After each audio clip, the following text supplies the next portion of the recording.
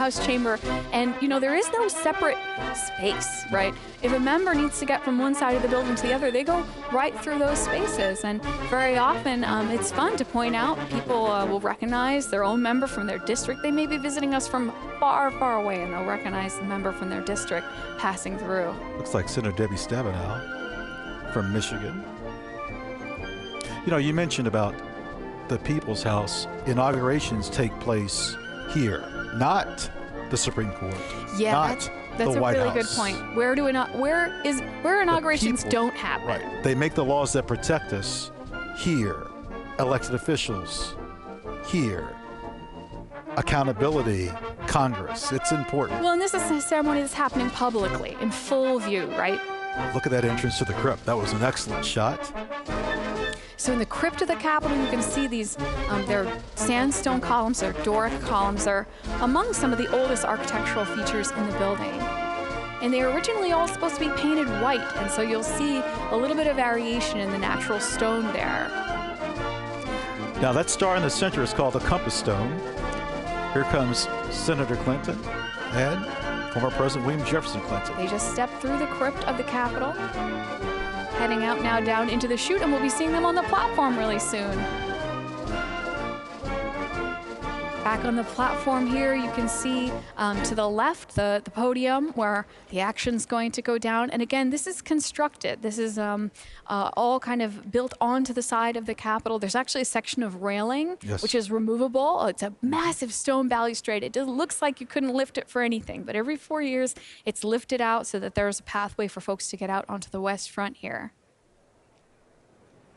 We should also mention the mace is brought out here. That's the symbol of power and authority. You can make the argument that is the oldest relic in the Capitol, and it's brought out under the direction of the House Sergeant of Arms. Well, it is a joint meeting, joint session after all. So many traditions, and we have more of those wonderful videos to show you all later on, highlighting some of these traditions that take place. This is an inside view. This is another angle I don't think anybody else's cameras have. No, that was coming from the law library door. Coming up from the law library door. Yeah, that was renamed the law library in 1860. And into the crypt. Yes, the Supreme Court used to be in that area. They moved upstairs because the Senate moved into its new chamber. It's all about space. We've seen some exterior views of cars pulling up. The 42nd President of the United States, the Honorable William J. Clinton, and the Honorable Hillary Rodham Clinton. Yes, every president that is in attendance and First Lady is announced. And that's the Bushes coming through the crypt now. And down the other side of the crypt into the chute. They'll be on the platform soon, too, with the Clintons.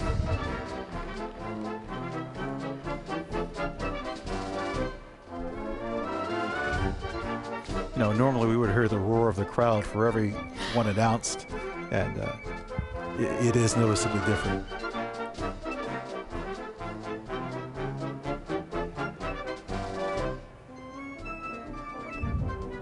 I mean, I've always staggers me to imagine how Reagan's second inaugural in '85, how they had to move it into the rotunda and try to stage 7 degrees. This massive event inside.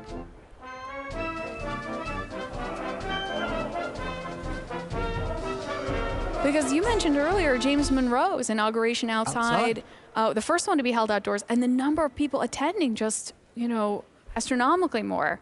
All right, we've got the Obamas coming through, about to enter into the crypt there. Quite a presence that couple brings. I'm looking for his coat tomorrow. Now that you've mentioned to me you've never seen him in a hat, I keep looking for hats. He's been in a hat. It's just rare when he's in the Capitol building.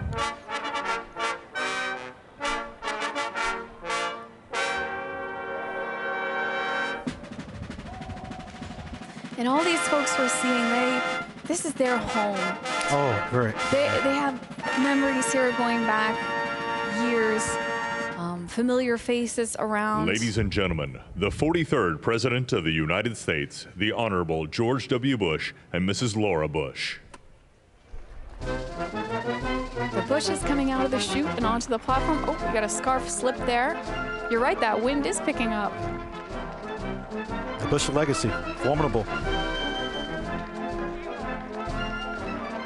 There is a tree planted to President Bush on the House side of the Capitol, and the member's name is eluding me, Lamar Smith, who had it planted. Yes, I pass by it quite frequently.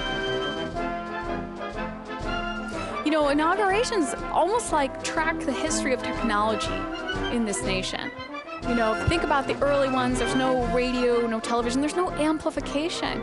A lot of people, I think, complain that they couldn't hear George Washington giving his speech. The first one to have amplification, 1921, Warren G. Harding.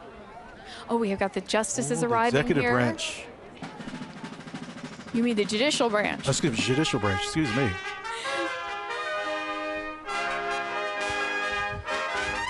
There's the herald trumpets. You mentioned inaugurations. How about President Lincoln? People were within 10 feet from him. Oh, yeah. Soldiers with weapons. Those are called tabards, those things that hang on their trumpets there. They have two sets. They have a navy blue and a white. So those are the navy blue that we see there on the herald trumpets. U.S. Army herald trumpets. So our justices in their robes coming down. They shoot. It's my understanding that they gather in the Ladies old court chamber. Yes, the 44th President of the United States, together. the Honorable Barack H. Obama and Mrs. Michelle Obama.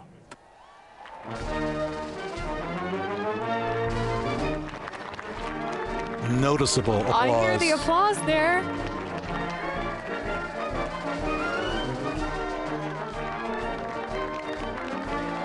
Very helpful to have announcers. As a senator, I once shared the same elevator with him. You know, I got after here, actually moved to Washington on Election Day in 2008. Came here to work at the Capitol just about a week later. And then, so my first big public event was actually President Obama's first inaugural, 2009. And my job for the day was actually to escort people to their spots, to their seats. Oh, nice. As we mentioned this year, you know, different seating than in years past.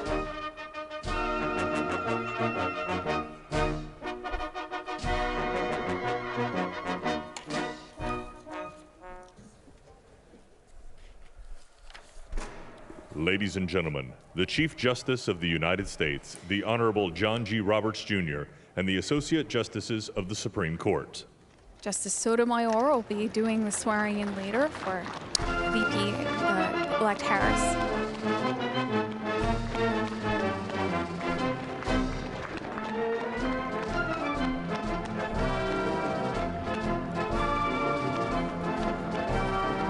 Yes, careful, everyone.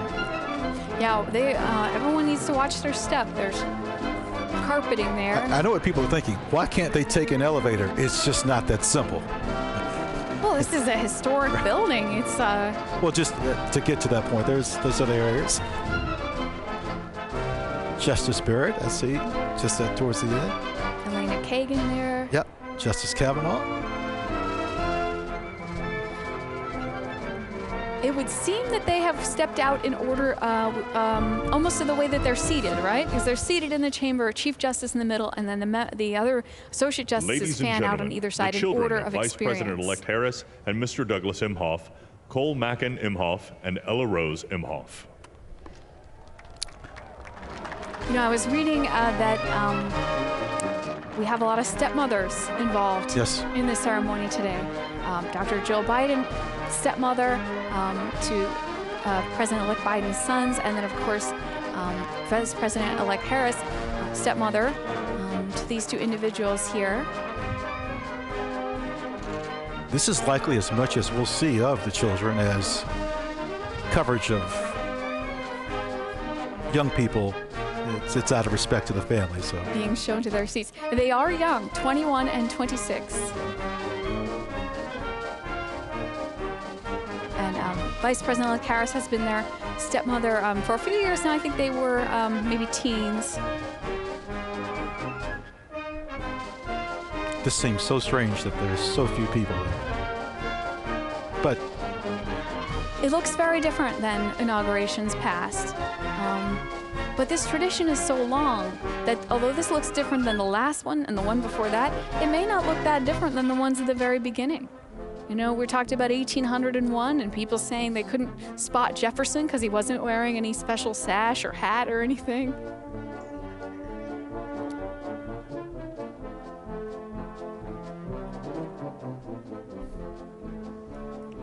Coordination of spacing. These are more family members here, I believe.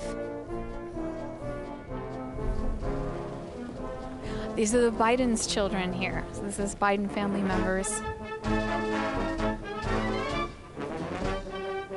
I've toured President-elect Biden's brother. You know, in addition to years ago. You know, I think folks, when they think about visiting the Capitol, they think about sending their young students here on field trips from all over the nation, or think about coming in and looking at the artworks with us. But we do give tours sometimes to important guests and dignitaries. Very, very fortunate. Former President Clinton there, shown on the platform.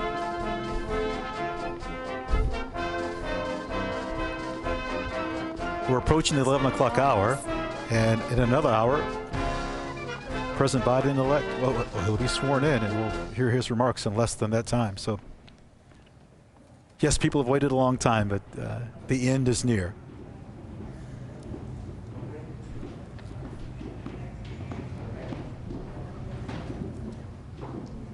All right, so the Biden children, grandchildren, about to step into the chute and out onto the platform.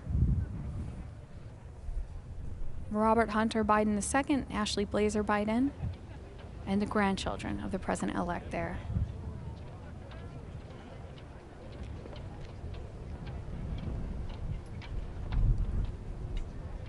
So folks have passed through the crypt and sort of out and down the other side. Down here toward the west front, they're about to step through the draped door that we've been looking at from the outside of the platform, kind of just beneath those flags.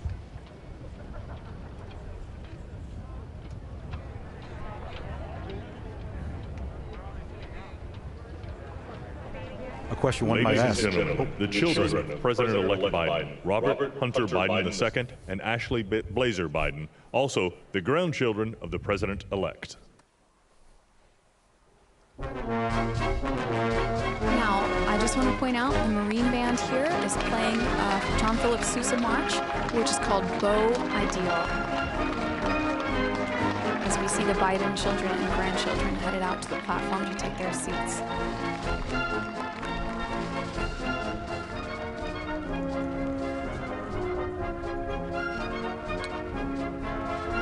This is the area of the Capitol Visitor Center.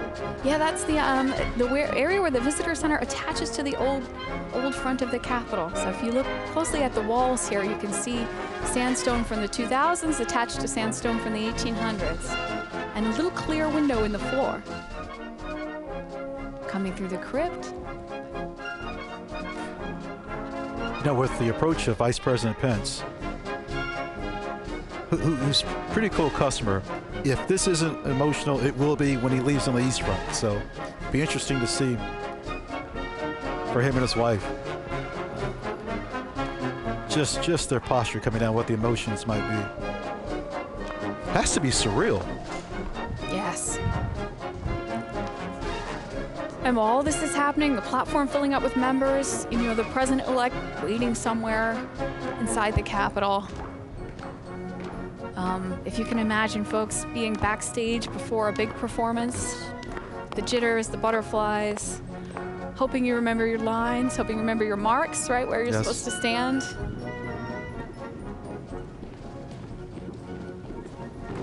And then we have these cameras and spots watching folks come down the steps.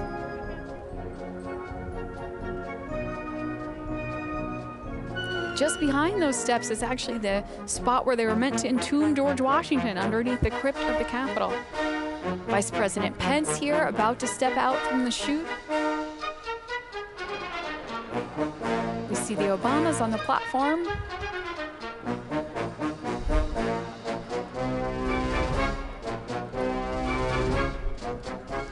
Soon there'll be an announcement for everybody to be seated, but not yet.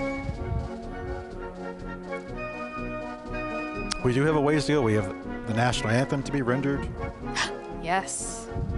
We have performances to watch. We have poems to hear.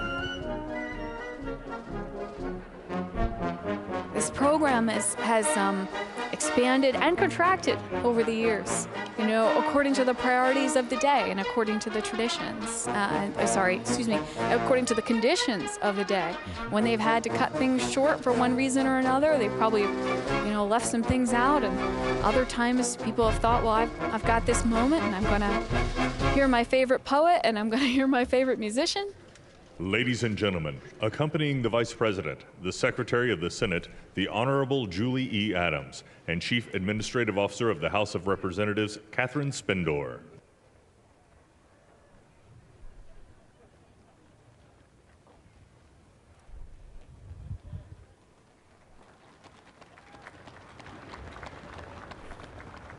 So we got the Secretary of the Senate, Chief Administrative Officer of the Senate there, accompanying Vice President Pence. Miss Adams was on the left-hand side. And Karen Pence, his wife. Here with Vice President Pence, getting ready to come out of the chute. The Pences have visited my church. Yes.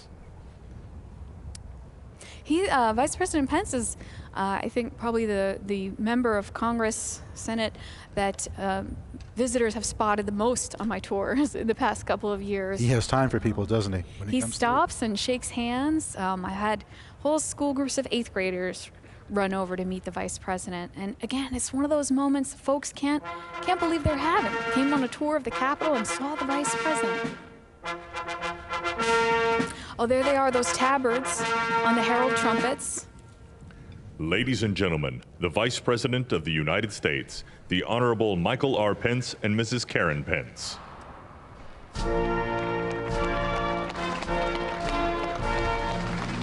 Quite a warm reception. Marine Man playing Hail Columbia.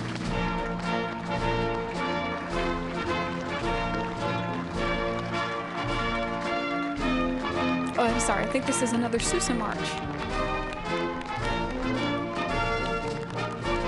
As the Pences step out onto the platform, headed to their seats. Oh, riders for the flag, yes.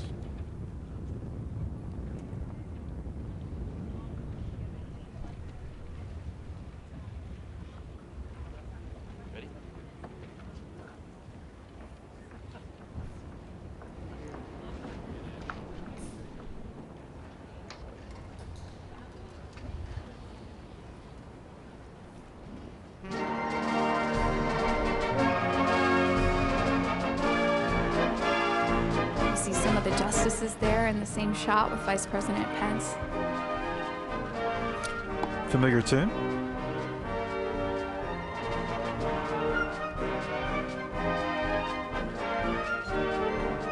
You can hear the audience singing "This Is My Country." You can hear it.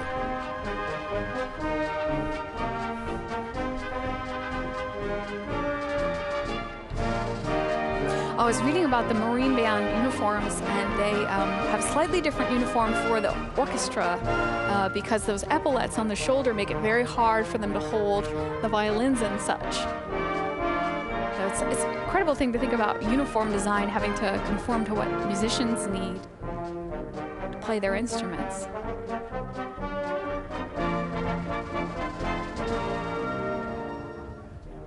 Vice President Pence there. Oh, we see there's Dan Quayle and George W. Bush there, exchanging a greeting on the platform. Former presidents and former vice presidents and justices, you can see them all there.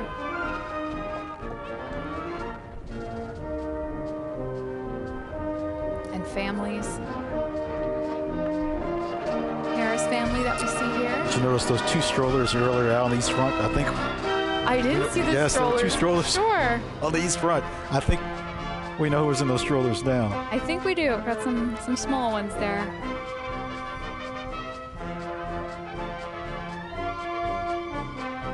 I think maybe the only equivalent in most of our lives maybe is attending like a graduation ceremony. for a family member, perhaps. And Graduation, commencement, I would agree. yeah, the idea of everyone, the time it takes for everyone to find their seats, and then for all the names to be announced, and then for everybody to depart. And you've got to dress for the duration, right? Yes. We should mention to people there is a plan B if we don't have it on the West Front outside, and a plan C. But Seating down here on the West Front lawn. So members of Congress, some former members, other guests. some of our colleagues are working in that area. Those mayors and governors that we saw earlier arriving, the diplomatic corps, all these folks have found seats. And of course, everything spread out due to the pandemic. You can see President-elect Biden there at the top corner of our screen. Lots of photos being taken. Some family members. I believe those are the Biden granddaughters there, the three ladies in sort of pastel color coats. There is a very interesting fashion strategy for the day. Folks seem to pick bright colors so they can be spotted among this sea of dark overcoats on the platform. But again, it's a little more spread out than normal, so it's a bit easier to pick out individuals.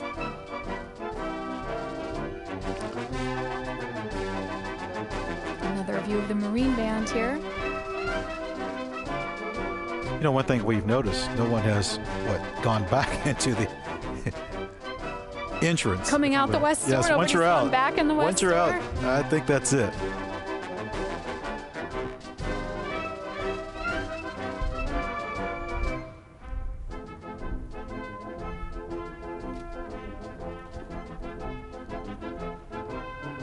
Oh. Coming down the east staircase. An Albert Bierstadt painting there on the staircase. So there is VP-elect Harris. That painting that people just saw used to be in the House of Representatives chamber. And they're preparing to walk across the crypt. So that escalator you can spot at the back of the shot, that's leading down into the Capitol Visitor Center, the newest part of the Capitol complex, opened up in 2008. December 2nd. I remember that one. Officer Goodman. In the light brown coat. Boy, that's going to be quite a moment. Quite a moment.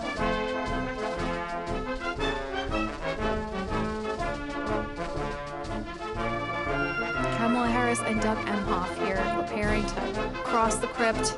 Here they go. You see those sandstone columns in the crypt. So again, in the pale light brown coat there, United States Capitol Police Officer Eugene Goodman.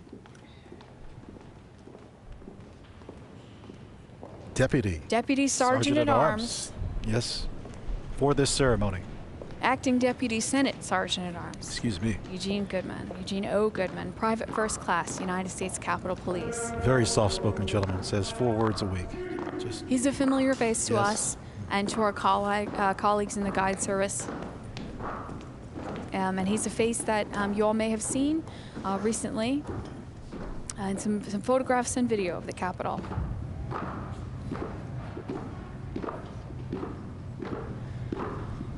We can hear the footsteps of VP-elect Harris coming down the stairs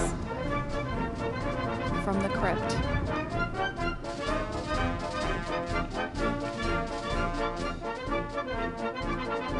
Officer Goodman, this is a walk he's made many a time, but never as part of the procession in quite this way.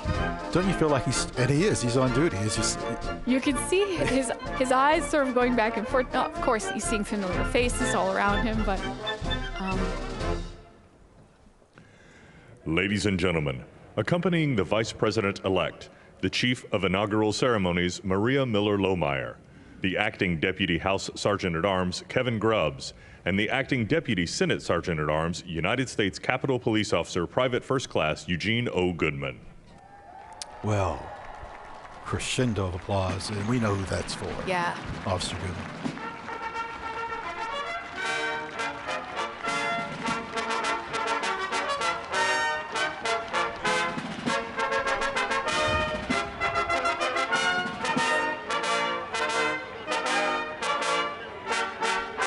his actions more than heroic. Oh, there we see Speaker Pelosi. And it looks like the rest of the JSIC there preparing to cross. Mr. Warrior in the red scarf. We've got to spell out our acronyms. It's the Joint Congressional Committee on Ladies and Inaugural gentlemen, Ceremonies. the Vice President-elect of the United States, Kamala Devi Harris, and Mr. Douglas Emhoff.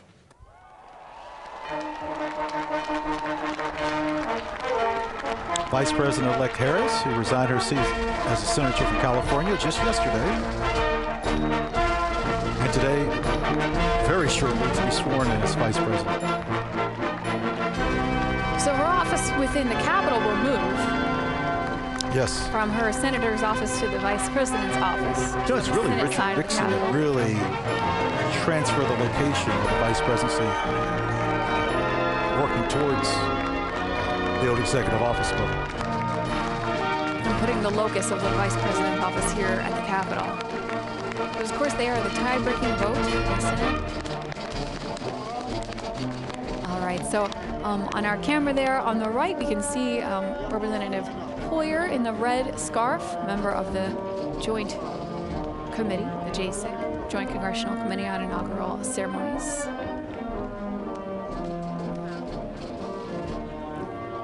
VP-elect Harris hugging her children there.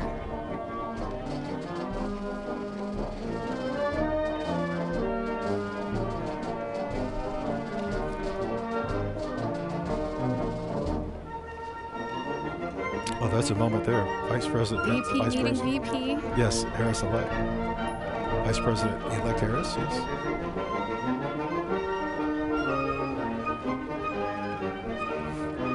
And notice the real furniture, folks. There's folding chairs out there, but that's a real chair and a real table. And on that table, I believe, are some of the sacred texts that are going to be used today. Representative Clyburn there having a moment with VP-elect Harris.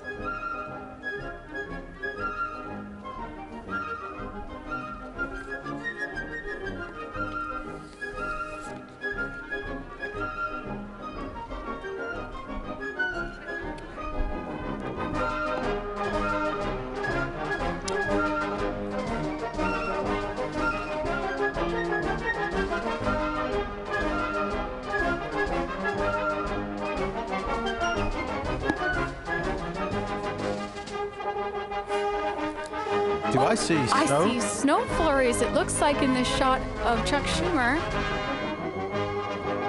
Those are snow flurries. You notice it has gotten considerably darker since. The wind did pick up.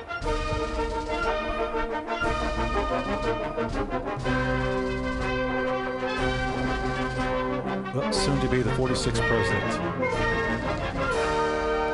Joseph Biden, Dr. Joe Biden, making their way. getting ready to cross through the crypt.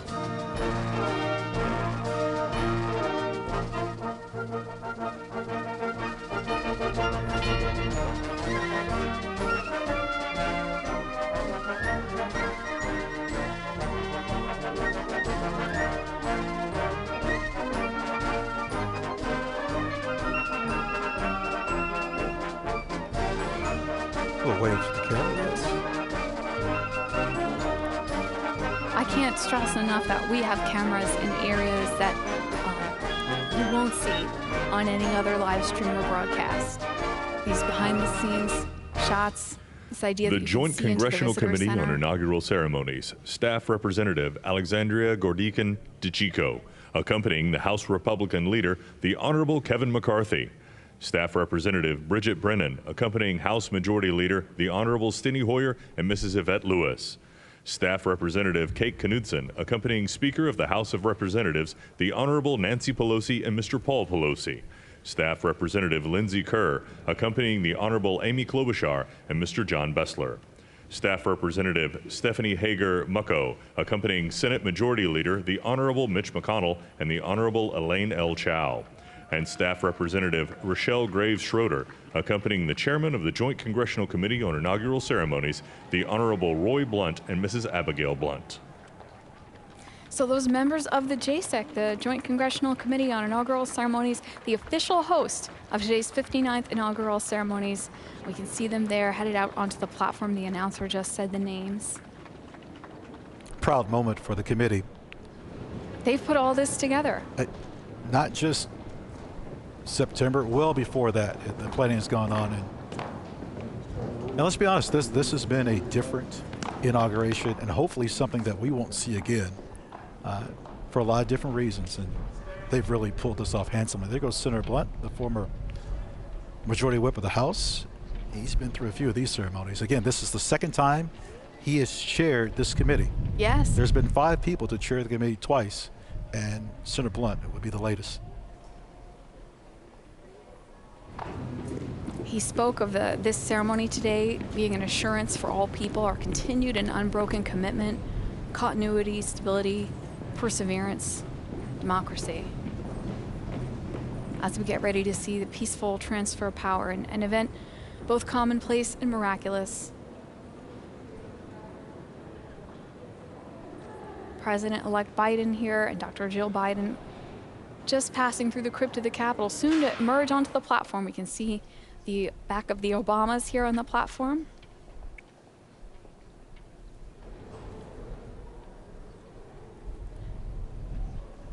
Cole and Ella, and it's snowing. Cole and Ella, VP Harris's children there. Ella is the young lady you see with the plaid coat with kind of an embellishment on the shoulder. Ladies and gentlemen, accompanying the President-elect, the Staff Director of the Joint Congressional Committee on Inaugural Ceremonies, Fitzhugh Elder IV, the Acting House Senate Sergeant-at-Arms, Tim Blodgett, and the Acting Senate Sergeant-at-Arms, Jennifer Hemingway. You know, snow, not unheard of in Washington in January. But you know what? When they used to have these in March, snow was also not unheard of. Not at all. Until 1933, inaugurations happened in March, and pretty risky in the era before paved roads. Well, our last inauguration, it was, we had a little bit of rain. President Trump, on our last inauguration, of course, President Obama, I think it was about 25 degrees. The weather's always an element. Ladies and gentlemen, the President-elect of the United States, Joseph Robinette Biden Jr., and Dr. Jill Biden.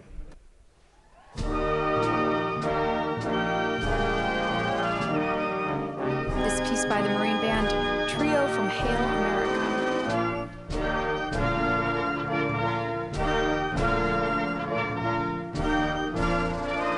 A Marine band known as the President's Own. They play at the pleasure of the President and the Commandant of the Marine Corps. And they played at every inauguration since Jefferson's.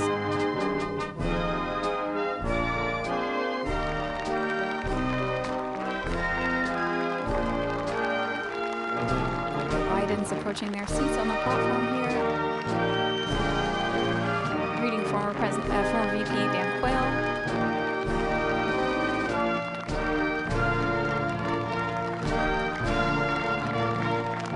Look at his eyes. The pride.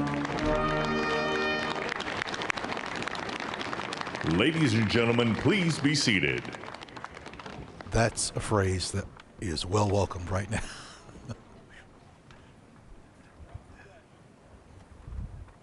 Let's enjoy the ceremony.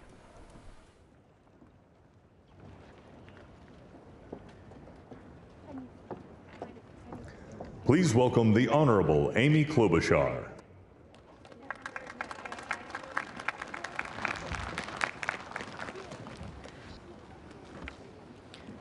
Vice President Pence, Mr. President-elect, Madam Vice President-elect, members of Congress and the judicial branch, former presidents and first ladies, vice presidents, leaders from abroad, and a whole bunch of Bidens. America, welcome to the 59th presidential inauguration, where in just a few moments, Joe Biden and Kamala Harris will take their solemn oaths. This ceremony is the culmination of 244 years of a democracy. It is the moment when leaders brought to this stage by the will of the people promise to be faithful to our Constitution, to cherish it and defend it. It is the moment when they become, as we all should be, guardians of our country.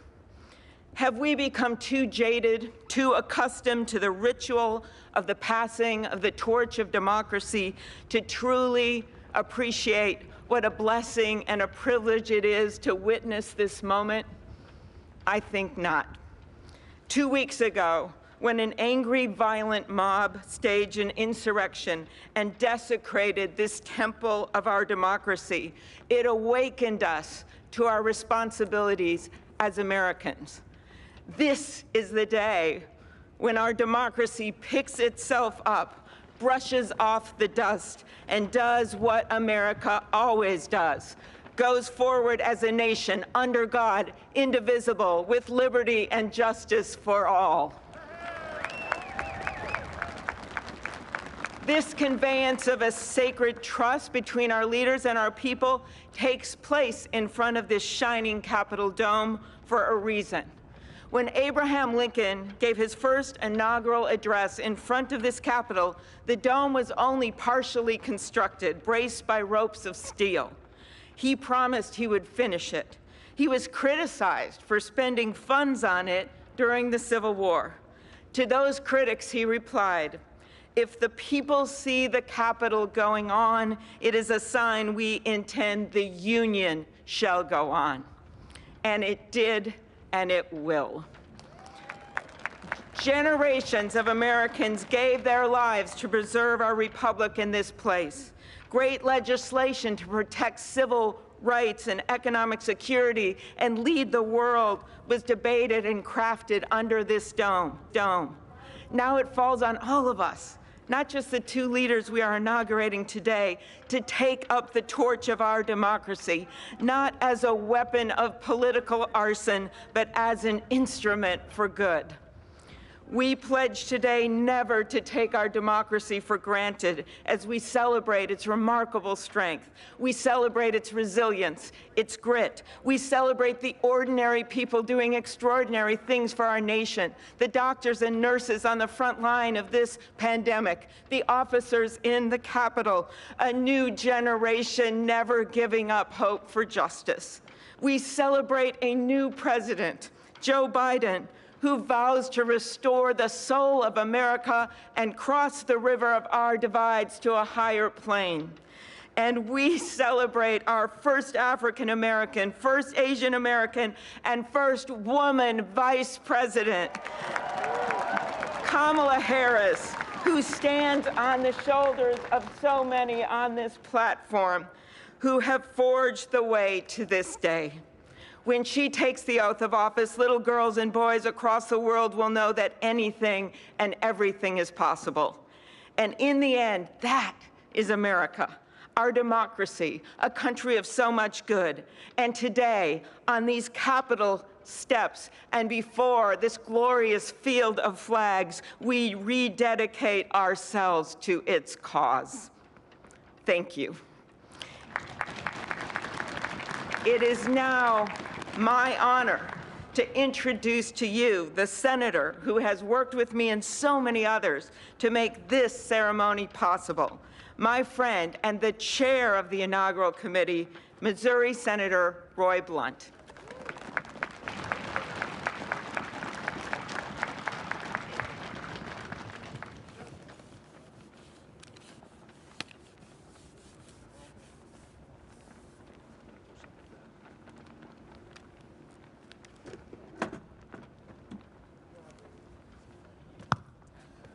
Well, I should have known when Senator Klobuchar got involved, at least there'd be a touch of snow up here this morning. Of all the things we'd considered, I don't think snow was on my agenda till I walked out the door a moment ago. But thank you, Senator Klobuchar, and thanks to the other members of the Joint Congressional Committee on the Inauguration as we officially begin the 59th inaugural ceremony. I also want to thank the Joint Committee staff and our partners, particularly our security partners, for the way they've dealt with unprecedented circumstances. When I chaired the inauguration 4 years ago, I shared President Reagan's 1981 description of this event as commonplace and miraculous. Commonplace because we've done it every 4 years since 1789. Miraculous because we've done it every 4 years since 1789. Americans have celebrated this moment during war, during depression, and now during pandemic. Once again, all three branches of our government come together as the Constitution envisions. Once again, we renew our commitment to our determined democracy, forging a more perfect union.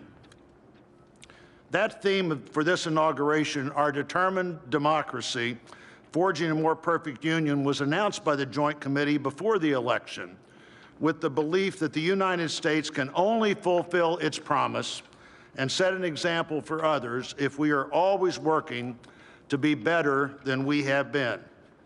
The Constitution established that determined democracy with its first three words, declaring the people as the source of the government. The Articles of Confederation hadn't done that. The Magna Carta hadn't done that. Only the Constitution says the government exists because the people are the source of the reason it exists. They immediately followed those first three words with the words to form a more perfect union. The founders did not say to form a perfect union. They did not claim that in our new country nothing would need to be improved. Fortunately, they understood that always working to be better would be the hallmark of a great democracy. The freedoms we have today, the nation we have today, is not here just because it happened, and they aren't complete.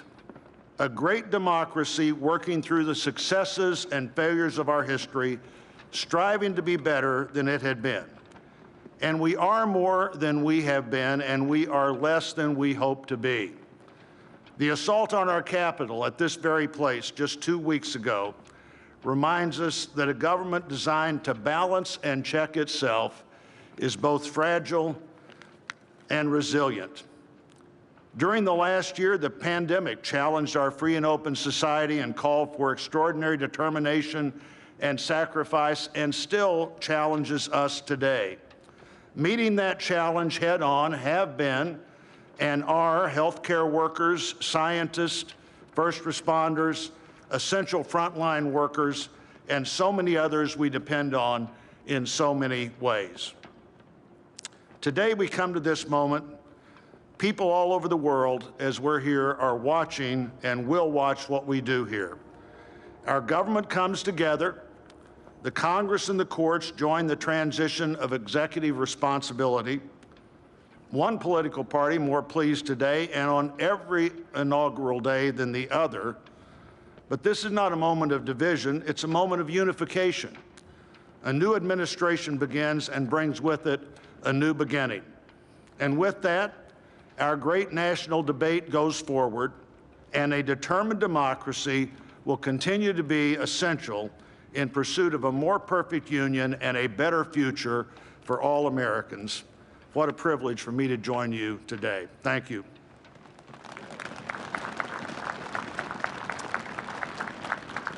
I'm pleased to call to the podium a longtime friend of the President-elect and his family, Father Leo O'Donovan, to lead us in an invocation.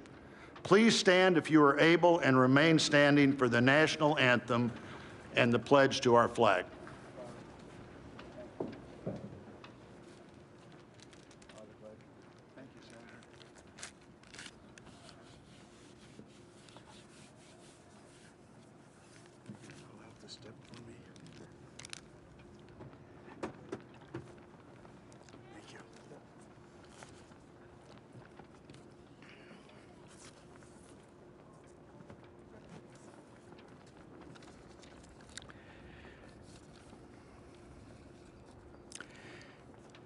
Gracious and merciful God, at this sacred time we come before you in need, indeed on our knees. But we come still more with hope and with our eyes raised anew to the vision of a more perfect union in our land a union of all our citizens to promote the general welfare and secure the blessings of liberty to ourselves and our posterity. We are a people of many races, creeds, and colors, national backgrounds, cultures, and styles, now far more numerous and on land much vaster than when Archbishop John Carroll wrote his prayer for the inauguration of George Washington 232 years ago. Archbishop Carroll prayed that you, O Creator of all, would assist with your Holy Spirit of counsel and fortitude the President of these United States, that his administration may be conducted in righteousness and be eminently useful to your people. Today we confess our past failures to live according to our vision of equality, inclusion, and freedom for all. Yet we resolutely commit still more now to renewing the vision, to caring for one another in word and deed, especially the least fortunate among us, and so becoming a light for the world. There is a power in each and every one of us that lives by turning to every other one of us, a thrust of the Spirit to cherish and care and stand by others, and above all, those most in need. It is called love, and its path is to give ever more of itself. Today, it is called American patriotism, born not of power and privilege, but of care for the common good, with malice toward none and with charity for all.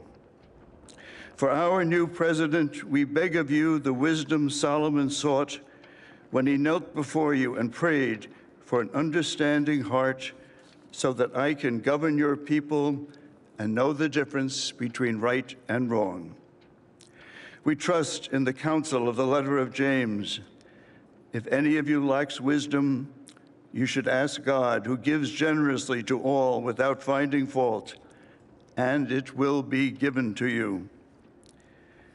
Pope Francis has reminded us how important it is to dream together.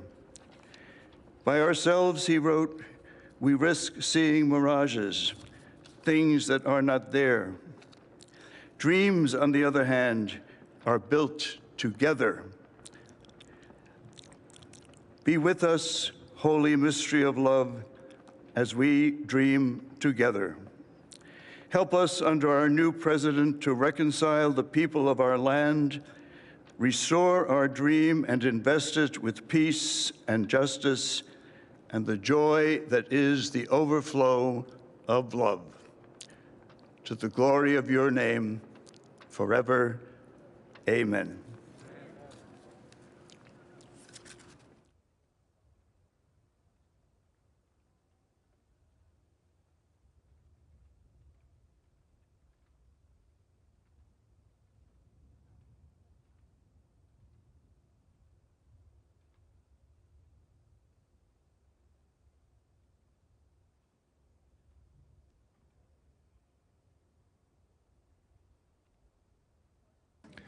Ladies and gentlemen, please remain standing for the presentation of our national colors by the Armed Forces Color Guard, the singing of our national anthem, and for the Pledge of Allegiance.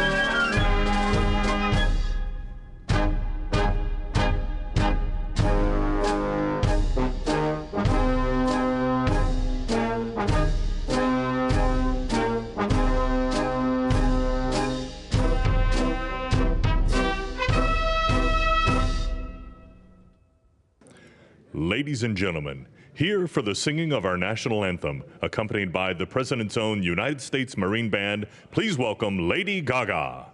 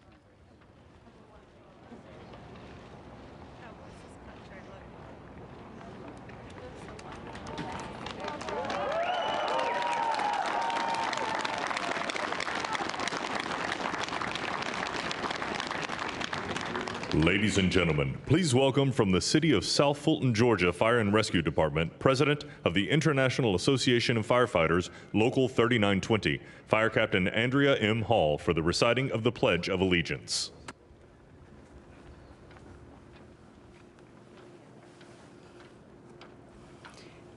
I pledge allegiance to the flag of the United States of America and to the republic for which it stands, one nation, under God, indivisible, with liberty and justice for all.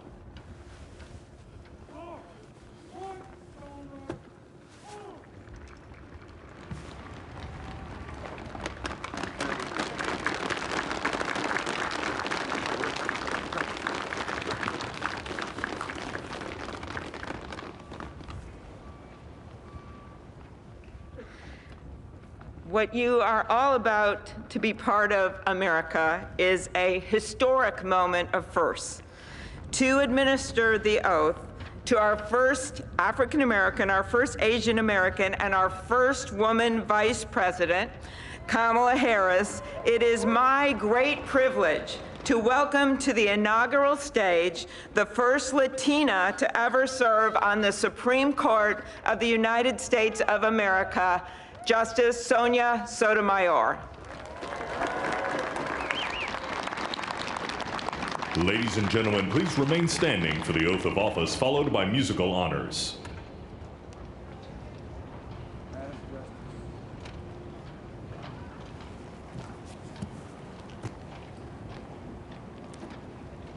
Please raise your right hand and repeat after me.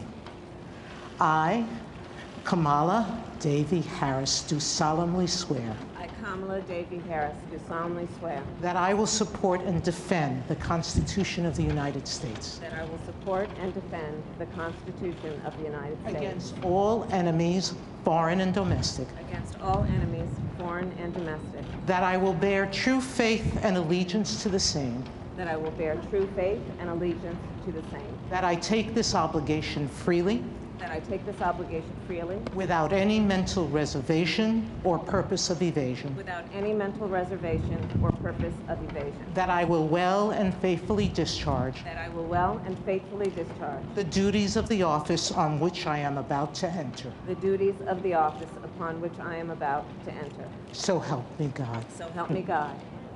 All right.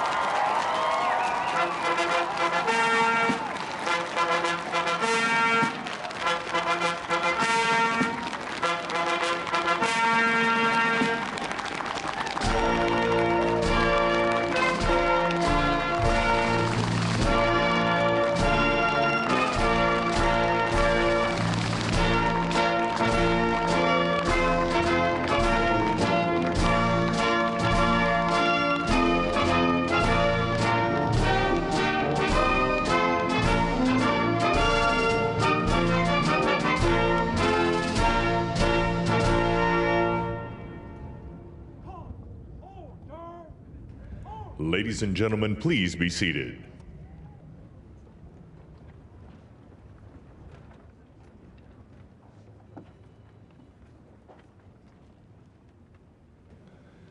Please welcome Jennifer Lopez to perform This Land Is Your Land and America the Beautiful, accompanied by members of the President's own United States Marine Band.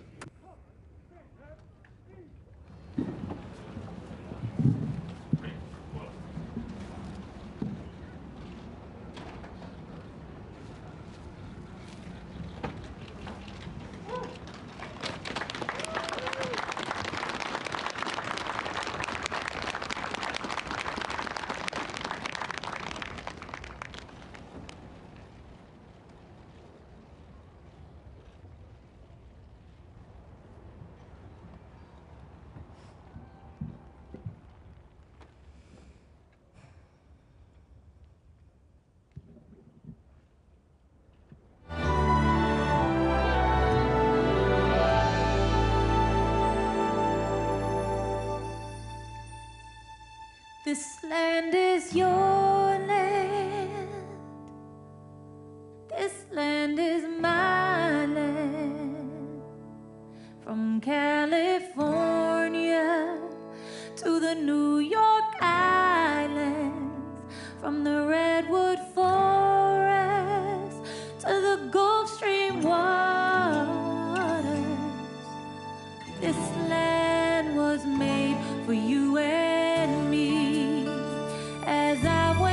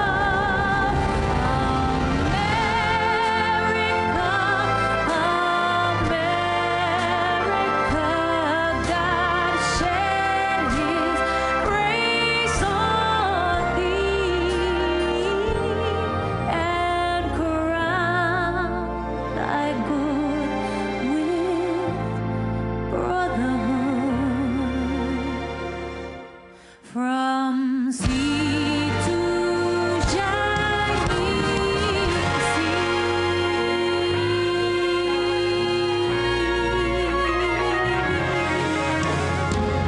Una nación bajo Dios, indivisible, con libertad y justicia para todos. Let's get loud.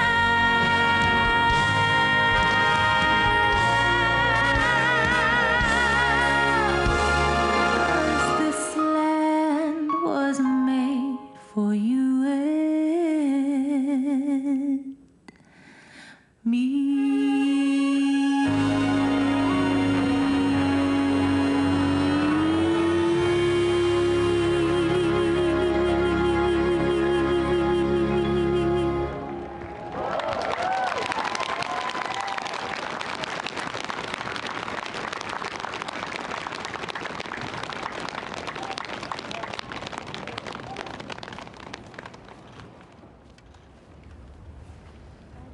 Well, that was great. The sun is shining, and Mr. President-elect, this is the first inauguration in the history of America where J-Lo was the warm-up act for Chief Justice Roberts.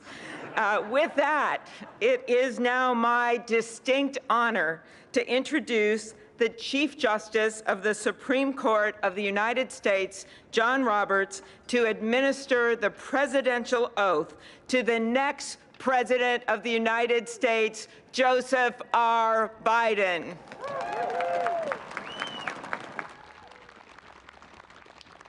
Ladies and gentlemen, please stand for the oath of office, followed by musical honors.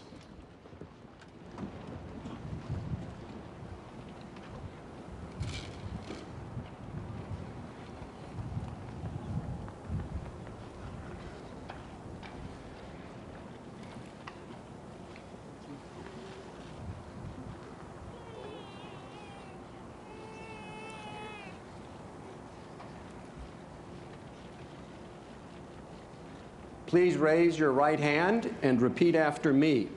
I, Joseph Robinette Biden, Jr., do solemnly swear I, Joseph Robinette Biden, Jr., do solemnly swear that I will faithfully execute that I will faithfully execute the office of President of the United States the office of President of the United States and will, to the best of my ability, and will, to the best of my ability, preserve, protect, and defend preserve, protect, and defend the Constitution of the United States. the Constitution of the United States. So help you God. So help me God. Congratulations, Mr. Thank you. President.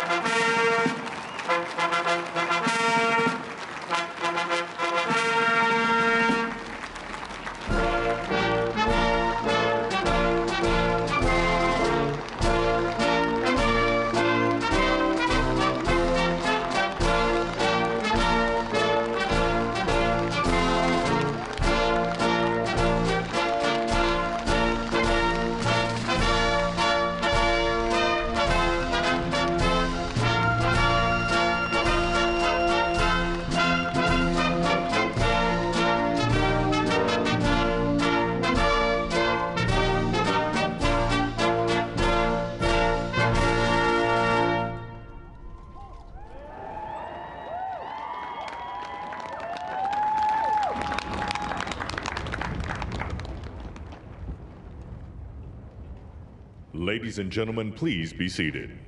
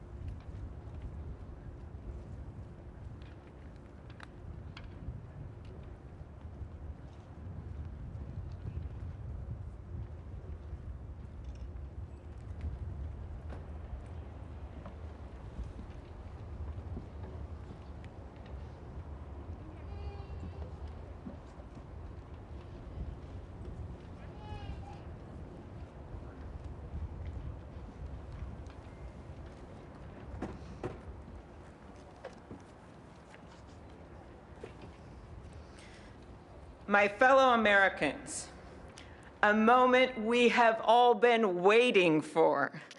It is now my great privilege and high honor to be the first person to officially introduce the 46th President of the United States, Joseph R. Biden, Jr.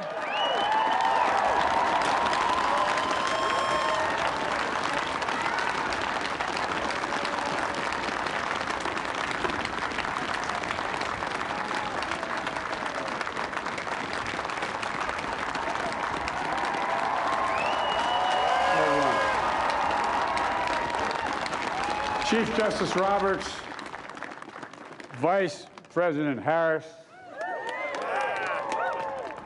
Speaker Pelosi, Leader Schumer, Leader McConnell, Vice President Pence, and my distinguished guests, my fellow Americans. This is America's day.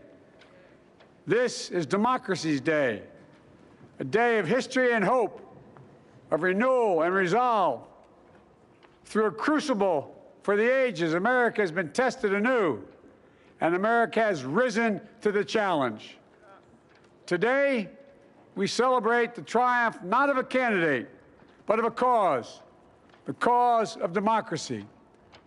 The people, the will of the people, has been heard, and the will of the people has been heeded. We've learned again that democracy is precious. Democracy is fragile. And at this hour, my friends, democracy has prevailed. So now, on this hallowed ground where just a few days ago, violence sought to shake the Capitol's very foundation, we come together as one nation, under God, indivisible, to carry out the peaceful transfer of power as we have for more than 2 centuries. As we look ahead in our uniquely American way, restless, bold, optimistic, and set our sights on the nation we know we can be and we must be. I thank my predecessors of both parties for their presence here today. I thank them from the bottom of my heart. And I know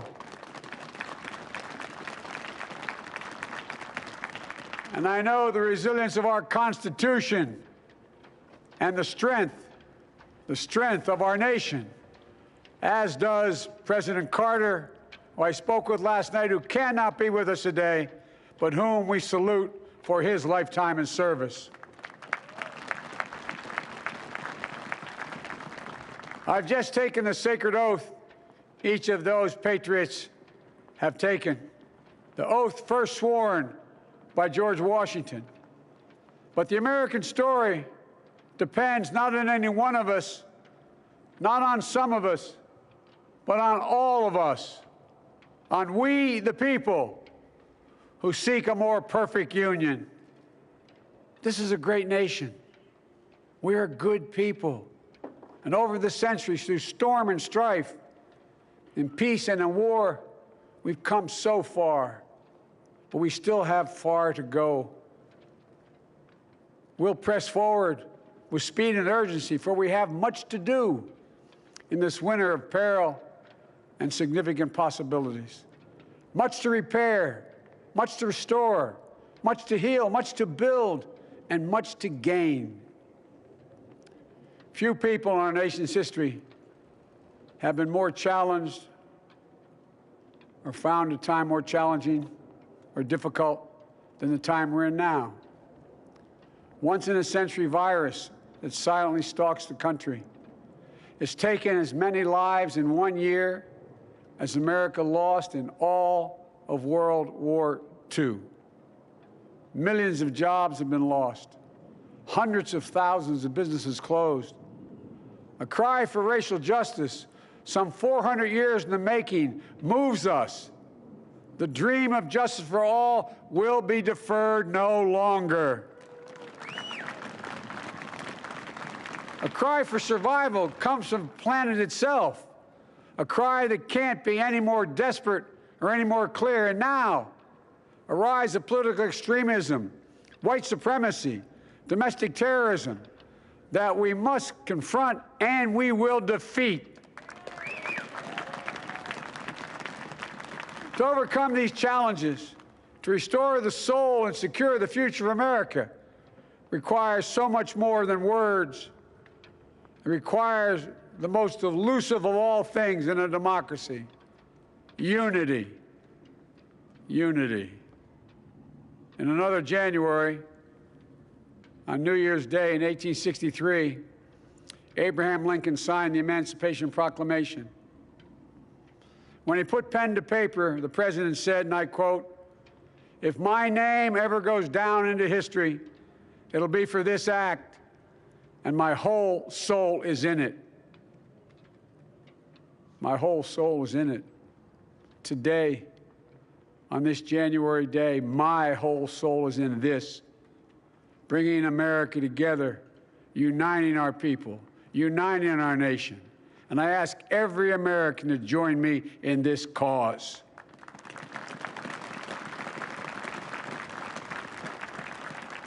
Uniting to fight the foes we face: anger, resentment and hatred, extremism, lawlessness, violence, disease, joblessness, and hopelessness.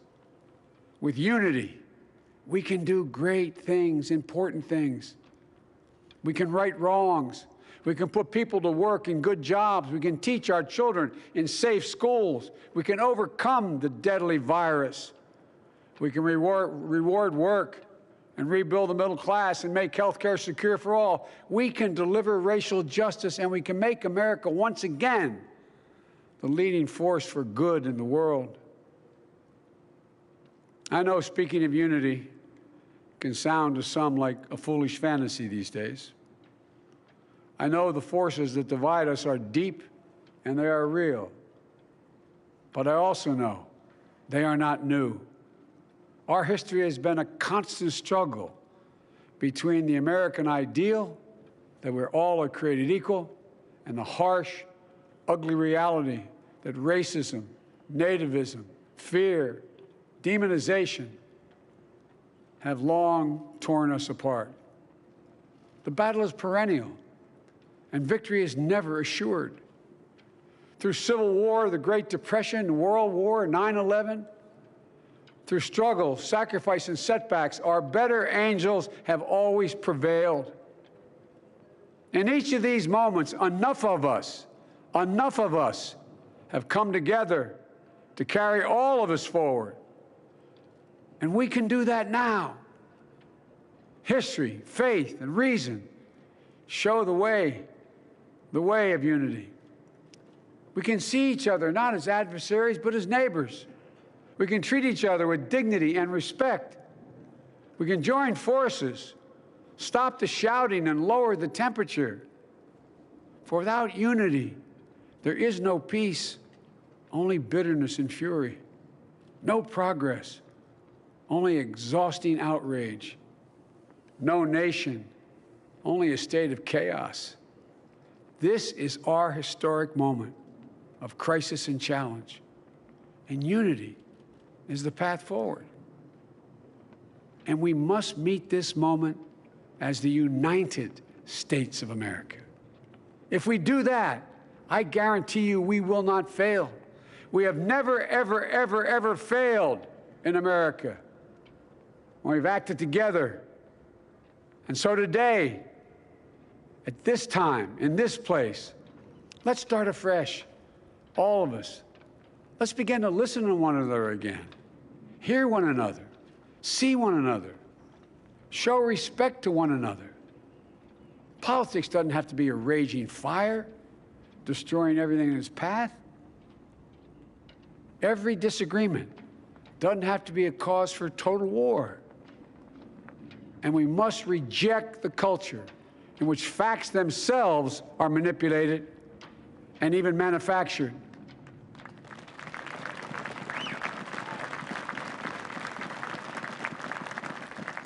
My fellow Americans, we have to be different than this. America has to be better than this. And I believe America is so much better than this. Just look around.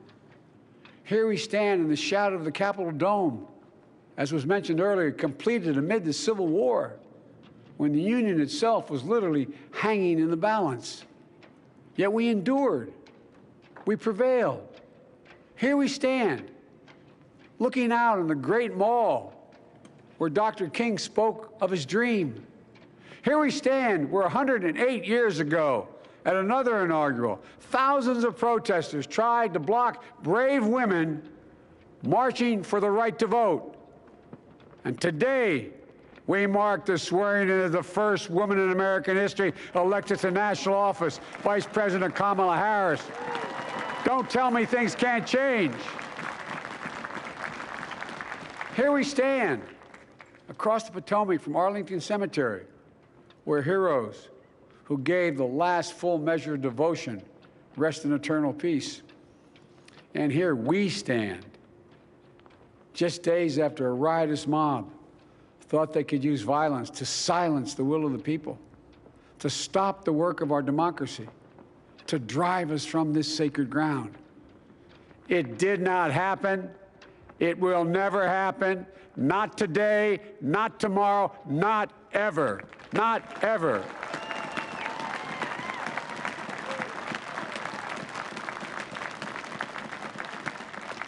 To all those who supported our campaign, I'm humbled by the faith you've placed in us. To all those who did not support us, let me say this. Hear me out as we move forward. Take a measure of me and my heart. And if you still disagree, so be it. That's democracy. That's America. The right to dissent peaceably within the guardrails of our republic is perhaps this nation's greatest strength. Yet hear me clearly. Disagreement must not lead to disunion. And I pledge this to you. I will be a president for all Americans. All Americans. And I promise you, I will fight as hard for those who did not support me as for those who did.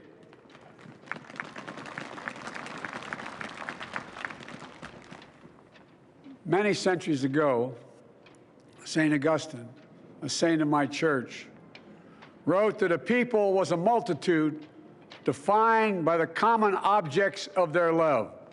Defined by the common objects of their love. What are the common objects we as Americans love that define us as Americans? I think we know. Opportunity, security, liberty, dignity, respect, honor, and yes, the truth. Recent weeks and months have taught us a painful lesson. There is truth and there are lies. Lies told for power and for profit. And each of us has a duty and a responsibility as citizens, as Americans, and especially as leaders. Leaders who have pledged to honor our Constitution and protect our nation, to defend the truth and defeat the lies. Look, I understand that many of my fellow Americans view the future with fear and trepidation. I understand they worry about their jobs. I understand, like my dad, they lay in bed at night, staring at the ceiling, wondering, can I keep my health care? Can I pay my mortgage? Thinking about their families, about what comes next. I promise you, I get it. But the answer is not to turn inward, to retreat into competing factions, distrusting those who don't look like you, or worship the way you do, or don't get their news from the same sources you do. We must end this uncivil war that pits red against blue, rural versus urban, conservative versus liberal. We can do this if we open our souls instead of hardening our hearts, if we show a little tolerance and humility, and if we're willing to stand in the other person's shoes, as my mom would say, just for a moment, stand in their shoes. Because here's the thing about life. There's no accounting for what fate will deal you. Some days, when you need a hand. There are other days when we're called to lend a hand. That's how it has to be. That's what we do for one another. And if we are this way, our country will be stronger, more prosperous, more ready for the future. And we can still disagree. My fellow Americans, in the work ahead of us, we're going to need each other. We need all our strength to persevere through this dark winter. We're entering what may be the toughest and deadliest period of the virus. We must set aside politics and finally face this pandemic as one nation. One nation. And I promise you this, as the Bible says, weeping may endure for a night, but joy cometh in the morning. We will get through this together. Together. Look, folks, all my colleagues I serve with in the House and the Senate up here, we all understand the world is watching all of us today. So here's my message to those beyond our borders. America has been tested, and we've come out stronger for it. We will repair our alliances and engage with the world once again, not to meet yesterday's challenges, but today's and tomorrow's challenges. And we'll lead not merely by the example of our power, but by the power of our example.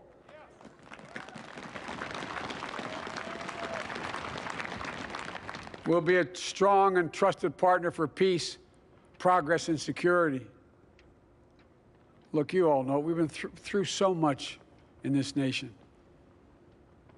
And my first act as president, I'd like to ask you to join me in a moment of silent prayer. Remember all of those who we lost in this past year to the pandemic. Those 400,000 fellow Americans, moms, dads, husbands, wives, sons, daughters, friends, neighbors, and coworkers. We'll honor them by becoming the people and the nation we know we can and should be. So I ask you, let's say a silent prayer for those who've lost their lives and those left behind, and for our country.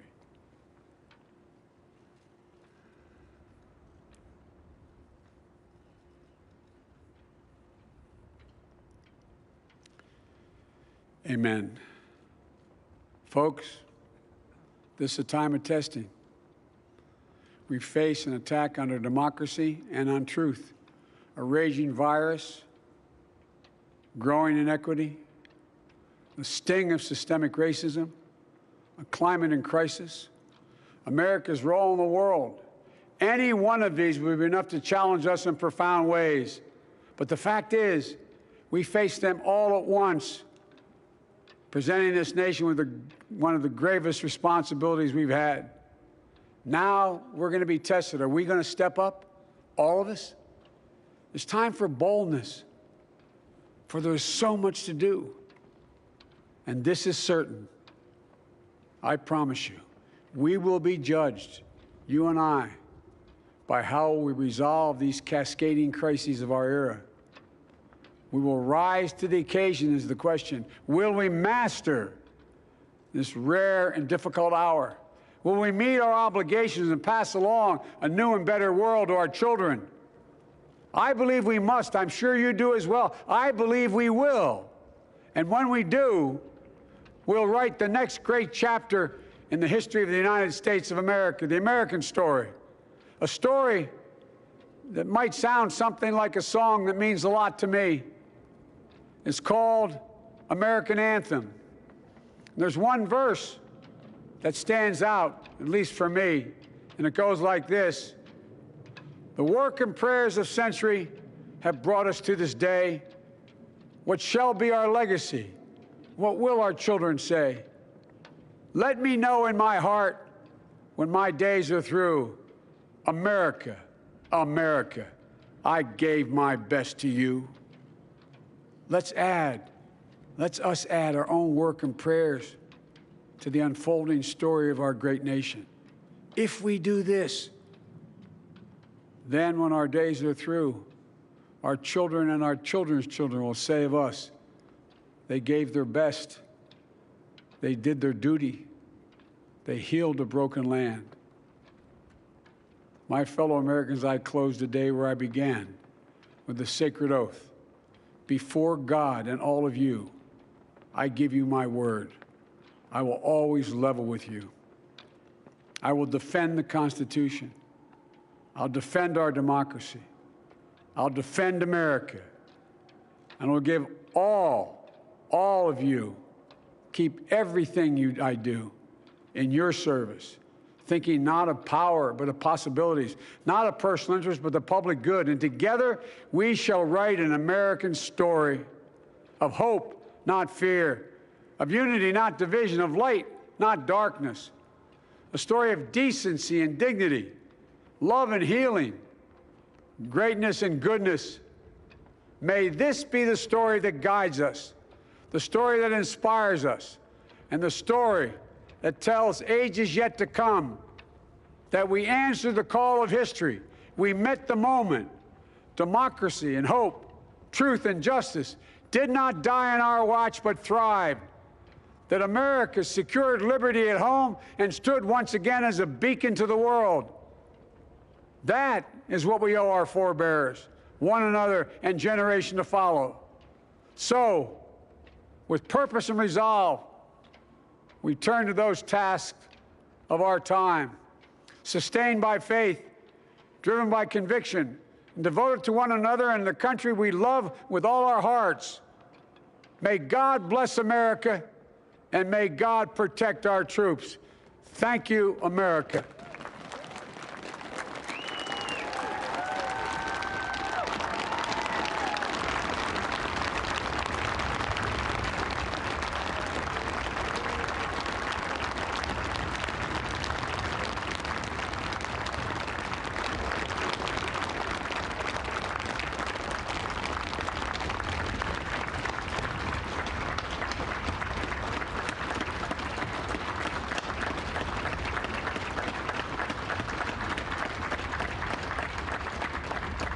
Ladies and gentlemen, please be seated.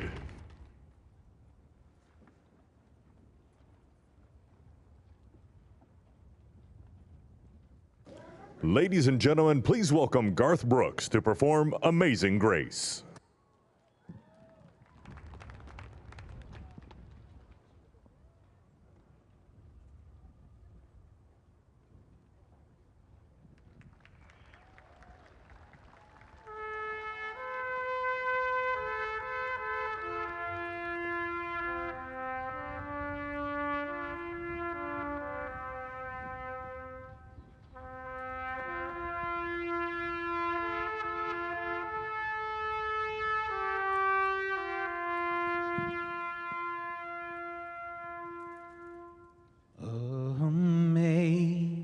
Amazing grace, how sweet the sound that saved a wretch like me. I was lost, but now I'm found. Was blind, but now I see. When we've been there 10,000 years, bright shining as the sun, we've no less days to sing God's praise than when we first begun. If I can ask you to sing this last verse with me, not just the people here, but the people at home. work as one, united. Amazing grace, how sweet the sound that saved a wretch like me. I once was lost, but now I'm found. Was blind, but now I see.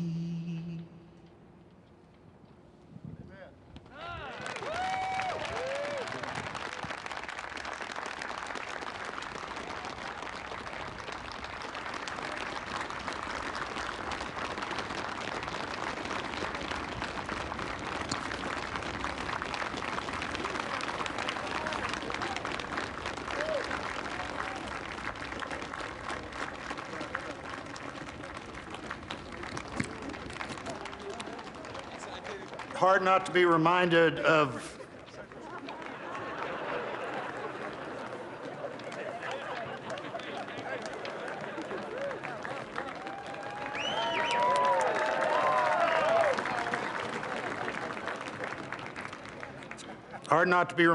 President Obama's singing that same song at the Mother Emanuel Church. A song that in our culture is as close to both poetry and prayer as you could possibly come. And we're going to finish with those two things. Let me introduce Amanda Gorman, our nation's first ever National Poet Laureate.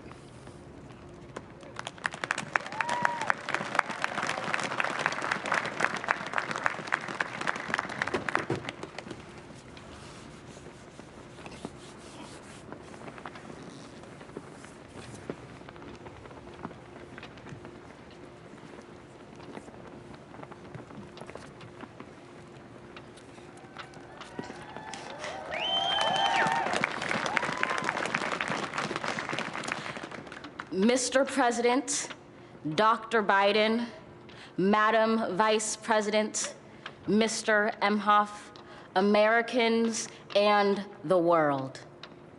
When day comes, we ask ourselves, where can we find light in this never-ending shade? The loss we carry, a sea we must wade. We've braved the belly of the beast. We've learned that quiet isn't always peace, and the norms and notions of what just isn't always just is.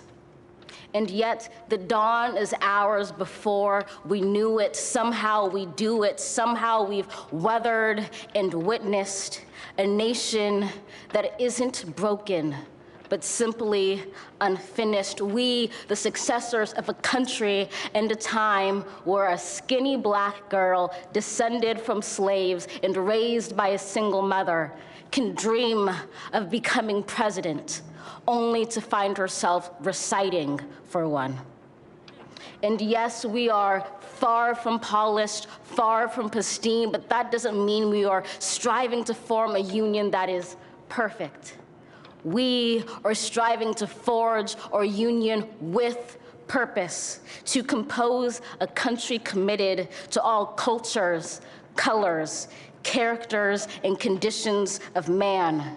And so we lift our gazes not to what stands between us, but what stands before us. We close the divide because we know to put our future first, we must first put our differences aside. We lay down our arms so we can reach out our arms to one another. We seek harm to none and harmony for all. Let the globe, if nothing else, say this is true.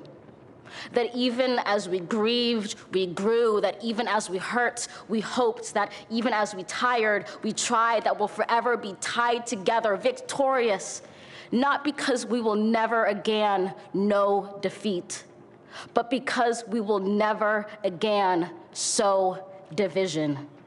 Scripture tells us to envision that everyone shall sit under their own vine and fig tree, and no one shall make them afraid. If we're to live up to our own time, then victory won't lie in the blade, but in all the bridges we've made. That is the promised glade, the hill we climb if only we dare it, because being American is more than a pride we inherit. It's the past we step into and how we repair it. We've seen a force that would shatter our nation rather than share it, would destroy our country if it meant delaying democracy. And this effort very nearly succeeded. But while democracy can be periodically delayed, it can never be permanently defeated. In this truth, in this faith we trust, for while we have our eyes on the future, history has its eyes on us. This is the era of just redemption. We feared it at its inception. We did not feel prepared to be the heirs of such a terrifying hour, but within it we found the power to author a new chapter, to offer hope and laughter to ourselves. So, while once we asked, how could we possibly prevail over catastrophe? Now we assert, how could catastrophe possibly prevail over us? We will not march back to what was, but move to what shall be, a country that is bruised but whole, benevolent but bold, fierce and free. We will not be turned around or interrupted by intimidation, because we know our inaction and inertia will be the inheritance of the next generation. Our blunders become their burdens. But one thing is certain: if we merge mercy with might and might with right, then love becomes our legacy and change our children's birthright. So let us leave behind a country better than the one we were left. With every breath from my bronze-pounded chest, we will raise this wounded world into a wondrous one. We will rise from the gold-limbed hills of the West. We will rise from the wind-swept Northeast, where our forefathers first realized revolution. We will rise from the lake-rimmed cities of the Midwestern states. We will rise from the sun-baked South. We will rebuild, reconcile, and recover in every known nook of our nation, in every corner called our country. Our people, diverse and beautiful, will emerge battered and beautiful. When day comes, we step out of the shade, aflame and unafraid. The new dawn blooms as we free it. For there is always light, if only we're brave enough to see it, if only we're brave enough to be it.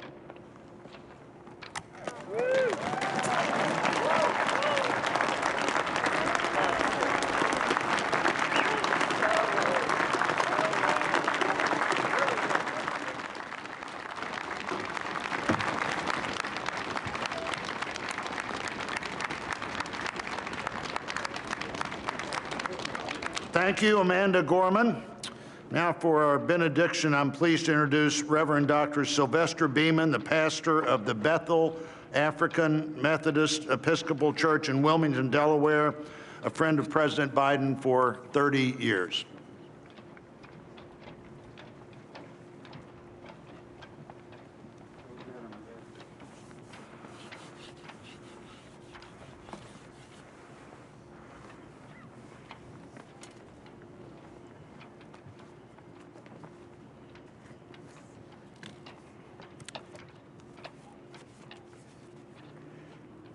As a nation and people of faith gathered in this historical moment, let us unite in prayer. God, we gather under the beauty of your holiness and the holiness of your beauty. We seek your face, your smile, your warm embrace. We petition you once more in this celebration. We pray for divine favor upon our President, Joseph R. Biden, and our First Lady, Dr. Jill Biden, and their family. We further ask that you would extend the same favor upon our Vice President, Kamala D. Harris, and our second gentleman, Doug Emhoff, and their family. More than ever, they and our nation need you. We need you, for in you we discover our common humanity. In our common humanity, we will seek out the wounded and bind their wounds. We will seek healing for those who are sick and diseased. We will mourn our dead. We will befriend the lonely, the least, and the left out. We will share our abundance with those who are hungry. We will do justly to the oppressed, acknowledge sin, and seek forgiveness, thus grasping reconciliation. In discovering our humanity, we will seek the good in and for all our neighbors. We will love the unlovable, remove the stigma of the so-called untouchables. We will care for our most vulnerable, our children, the elderly, emotionally challenged, and the poor. We will seek rehabilitation beyond correction. We will extend opportunity to those locked out of opportunity. We will make friends of our enemies.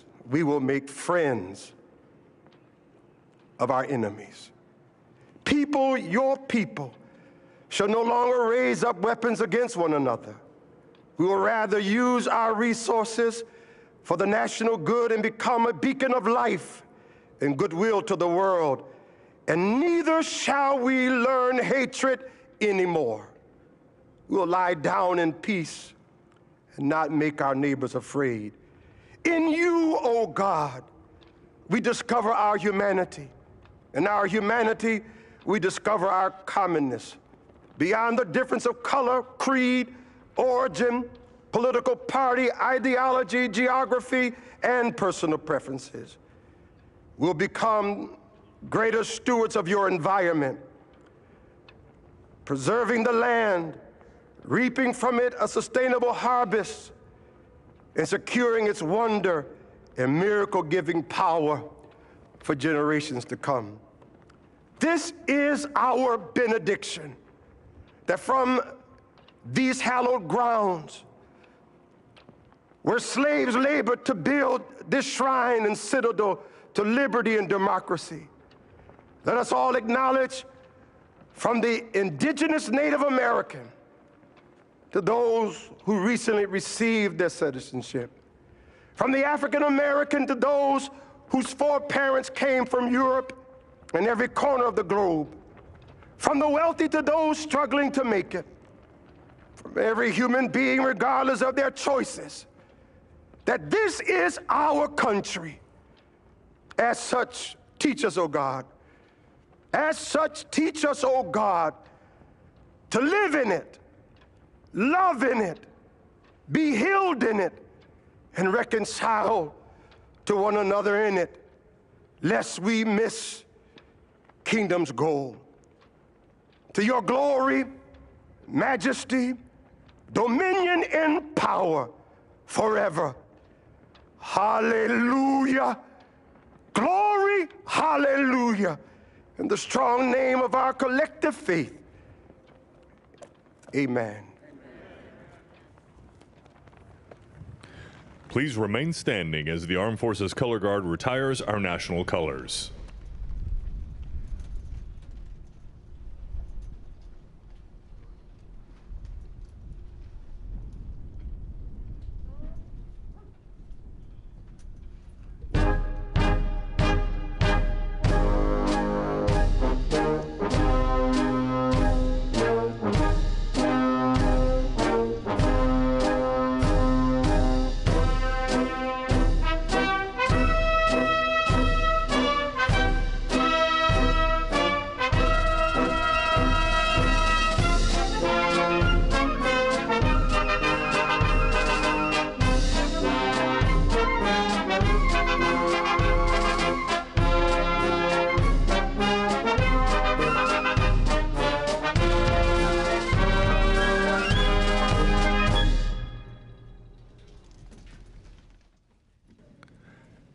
Ladies and gentlemen, please be seated and remain in your seats while the President and official party depart the platform. For safety reasons, your ushers will release your section in an organized manner, following the playing of our national march, The Stars and Stripes Forever.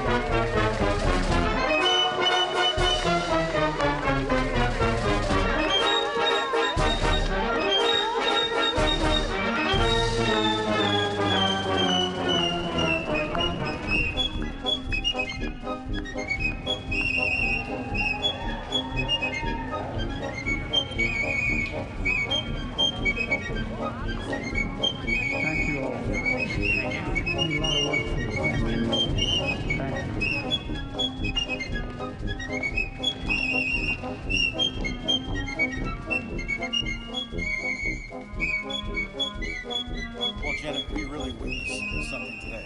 What did we witness? Janet, we really witnessed something today. What did we witness? Secession, orderly, disciplined. Orderly, disciplined secession. I'd like to make a couple of remarks in terms of Abraham Lincoln. He was quoted 3 times, now not by necessarily President Biden, but from the time the ceremony started. And 2 of the quotes were coming from his inauguration. How about the first youth poet, Inaugural? She was tremendous, using words like rebuild and recovery. But she's awfully skilled in alliteration. Yes, Amanda Gorman's poem, The Hill We Climb, an uplifting moment. Poets have been included in the ceremony since 1961. We were talking a little bit earlier, Robert Frost that year for Kennedy's inauguration read a poem, and it's one of these ways in which this tradition is expanding and contracting, right? There are different things each year, and there are some things that are the same from one to the next, but one constant is the peaceful transfer of power. You know, at times during inaugural ceremonies, you can see things that look regal, and then you have something that was just so common and it just fit. Garth Brooks walking down the staircase and singing Amazing Grace, and when he left, it's as if his horse was hitched on the east side of the Capitol and he rode off. It was just wonderful. You know, the Joint Congressional Committee on Inaugural Ceremonies, Chairman Blunt said, we're witnessing an event both commonplace and miraculous. And I think you just summed it up right there. The commonality that we feel when we see musical performances, when we hear live music, and then this miraculous moment where we see this changeover of power. And it's something which is unique to the United States, this ceremony. Nobody else does anything like this. And nobody else has a live stream feed like ours because we have cameras in places. Even now. We have cameras in places nobody else does. So we're getting some angles here. You can see the Obamas there. Secretary Chow behind Mrs. Obama, Senator McConnell's wife. That's VP Harris's children just behind them. Cole and Ella. Ella has the decorated shoulders on her jacket. There's Clinton, former President Clinton with the Obamas there as well. And this is the part where everybody gets up and starts to make their way back off the platform, back into the Capitol. We saw VP Harris and her husband going through the crypt a few moments ago. You know, President Biden, within the first sentence or two, used these three words: our determined democracy. That's I thought the that was theme. pointed. Yes. That's the theme of this 59th inaugural ceremonies. That's the theme that the JSEC selected, and a wonderful phrase to encapsulate this: our determined democracy, forging a more perfect union. And a few people made reference to it. You also mentioned how Biden's inaugural speech, he quoted others. And there's so many famous quotes that come to us from presidential inaugural speeches. That's why inaugurations are so important. I mentioned earlier about Thomas Jefferson's quote. What about Andrew Jackson mentioning about government, that it should be for the good of the people and that the people will direct, and that government should respect the privacy of persons and position. Andrew Jackson. We could go on about FDR. The only thing we have to fear is fear itself. And Lincoln, the better angels of our nature, comes from one of his inaugural speeches. This is a moment where, and they vary in length. We've had long inaugural speeches in our nation's history. We've had short ones. We've had fatally long inaugural speeches. Poor President Harrison, you had to bring that up. President Reagan mentioning, hey, it's not the people that have failed government. It's government that needs to be accountable to the people. And we see President Obama there, who was in his inaugural address, his first one, the remaking of America. There's the poet Amanda Gorman there at the lower right of your screen. And President Obama hugging Lady Gaga. The lady, what a tremendous rendition of the national anthem. An incredible performance. I'm not sure if that was a designer of a dress or an architect that built that dress. That is. She's certainly found something to rival the architecture and the iconography of the Capitol. And I mean, we've talked a little bit about fashion choices, how to stand out in the crowd. Now, you mentioned Here we are, the young poet, Amanda Gorman, shaking hands with former President Clinton. Now, you just mentioned Miss Gorman, who has a speech impediment. And Janet, who else has a speech impediment? President Biden. How about Maya Angelou? Maya Angelou, another poet who has spoken. So that's the poet Amanda Gorman in a yellow jacket, and we see Lady Gaga and Michelle Obama hugging here. Well, there'll be a few pictures taken there.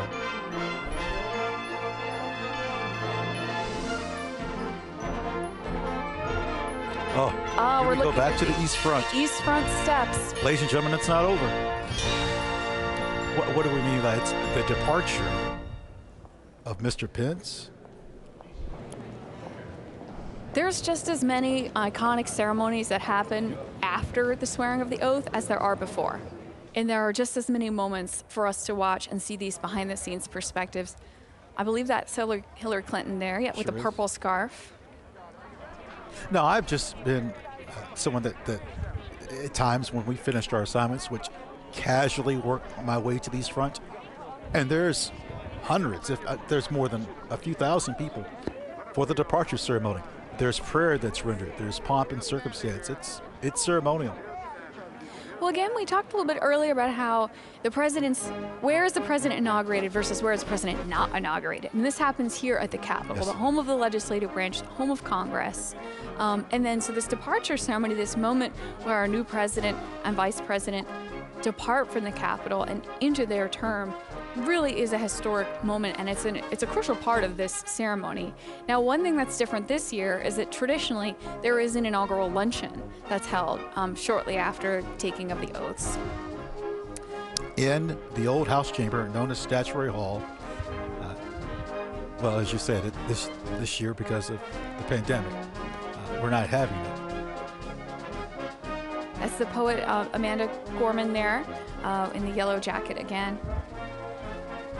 And a beautiful view of the dome here on the west front of the Capitol. Again, those flags there representing the center one is our current flag, 50 stars for 50 states. The ones at the far ends for the 13 colonies that were in the Union in the beginning.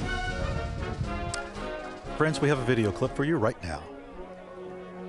When applicable, following the swearing-in ceremonies on the west front of the U.S. Capitol, the outgoing president and First Lady leave the Capitol to begin their post-presidential lives.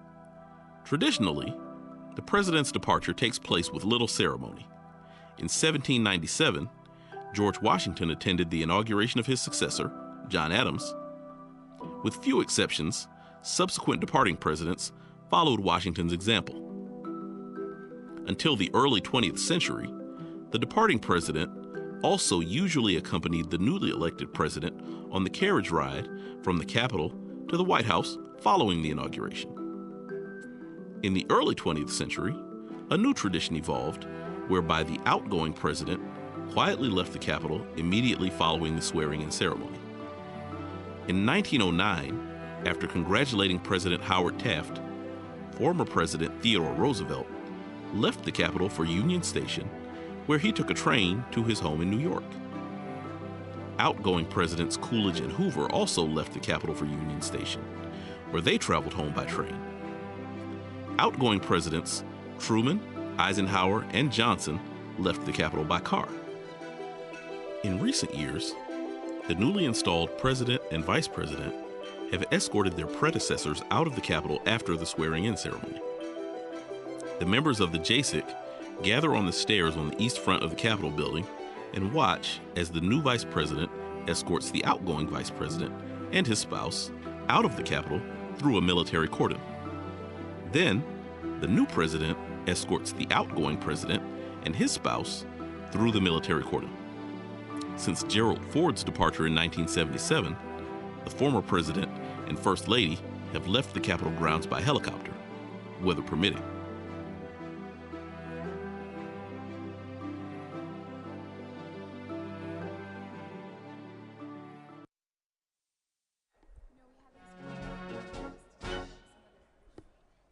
We have these wonderful videos detailing some of the traditions behind our inauguration that we get to show you. And here we are preparing to see the departure going down the east front of the Capitol steps. The members of the Joint Committee are going to line up, and you can see VP Harris there in the purple getting ready. They're getting ready to head out the east doors, the rotunda behind them in this shot, going down through the military cordon and out to the waiting cars.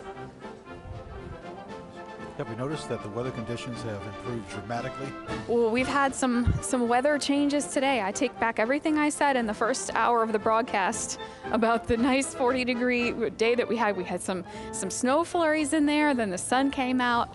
We're really being taken for a ride today. You know, there were blizzard conditions for William Howard Taft's inauguration. They had to hold that one inside as well. Notice who was the lead person out the east front. Eugene Goodman. United States Capitol Police Officer Eugene O. Goodman there. He was the gentleman that you saw in the light-colored coat, acting Senate Sergeant-at-Arms, acting Deputy Senate Sergeant-at-Arms for the day. Here we go.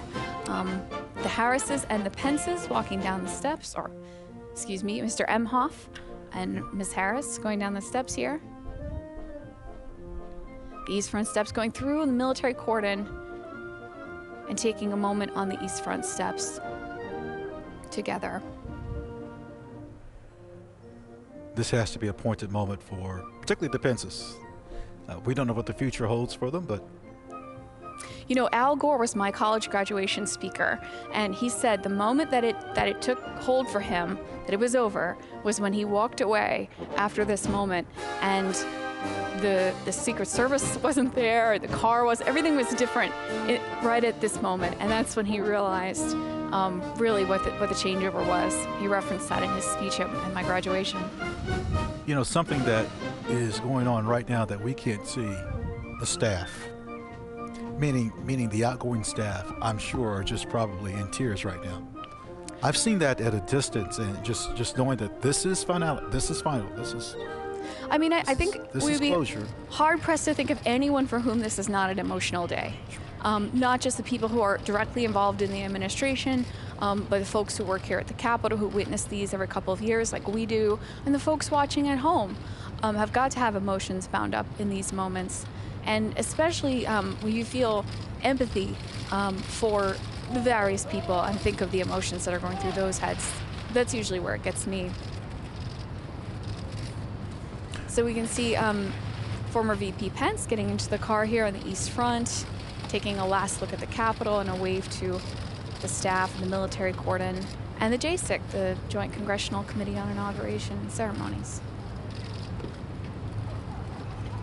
In time, we will have on the East Front the passing of the review, a review passing the review. We'll see the pass and review here on Yes. the East Front in coming up in a little bit. We'll see them standing there and watching, reviewing all of the troops going by. Now, I was not assigned to the Old Guard. I was assigned to the 82nd Airborne Division of Fort Bragg, North Carolina. And I've been in a lot of processions and reviews. And it feels like, for example, let's say President Biden is physically looking at everyone there. It's not the case, but as someone that has served, you feel that way. Well, we were talking earlier about members of Congress, you know, making appearances on our tours and acknowledging the members of the public, folks from all over the country, people from all over the world that are visiting us. But the members of Congress, the senators, also frequently acknowledge us when we're in positions of support like this. Representative John Lewis always took the time to stop, recognize us, because one of the things that we do in addition to providing tours is to provide support for congressional events. And this, obviously, this is the granddaddy of congressional events for the year. Other times we're there for, like for Representative Lewis memorial service this past summer, but also congressional gold medal ceremonies. Great view of the East Front here. Yes, you mentioned Mr. Lewis, that on those very steps where Vice President Harris and her husband are ascending now was this casket. Yes, right where this is all within the last Harris is year. Standing, just this past summer, just about 6 months ago or so. That is where Congressman Lewis's casket was. And actually, Speaker Pelosi is standing in almost the exact same position the cameras captured her on that evening. And you can see the JCIC there as well. So members of the Joint Congressional Committee on Inaugurations, on Inaugural Ceremonies, they... Excellent camera shot here. I'm sorry to interrupt you. Oh, no, it's fabulous. Look at we can see everybody here. Yes. So just a reminder for the folks at home, Steny Hoyer there in the red scarf, the Speaker of the House in the teal coat that we see there, and that's Senator Blunt with her. He is the chair of this Joint Congressional Committee that is the official host of inaugurations and the host of our live stream today. And here they are all coming back in through the East Front door, making this turn. And then there are a few things that need to happen before we have some gift presentations coming up a little bit later on. That would normally happen during the inaugural luncheon.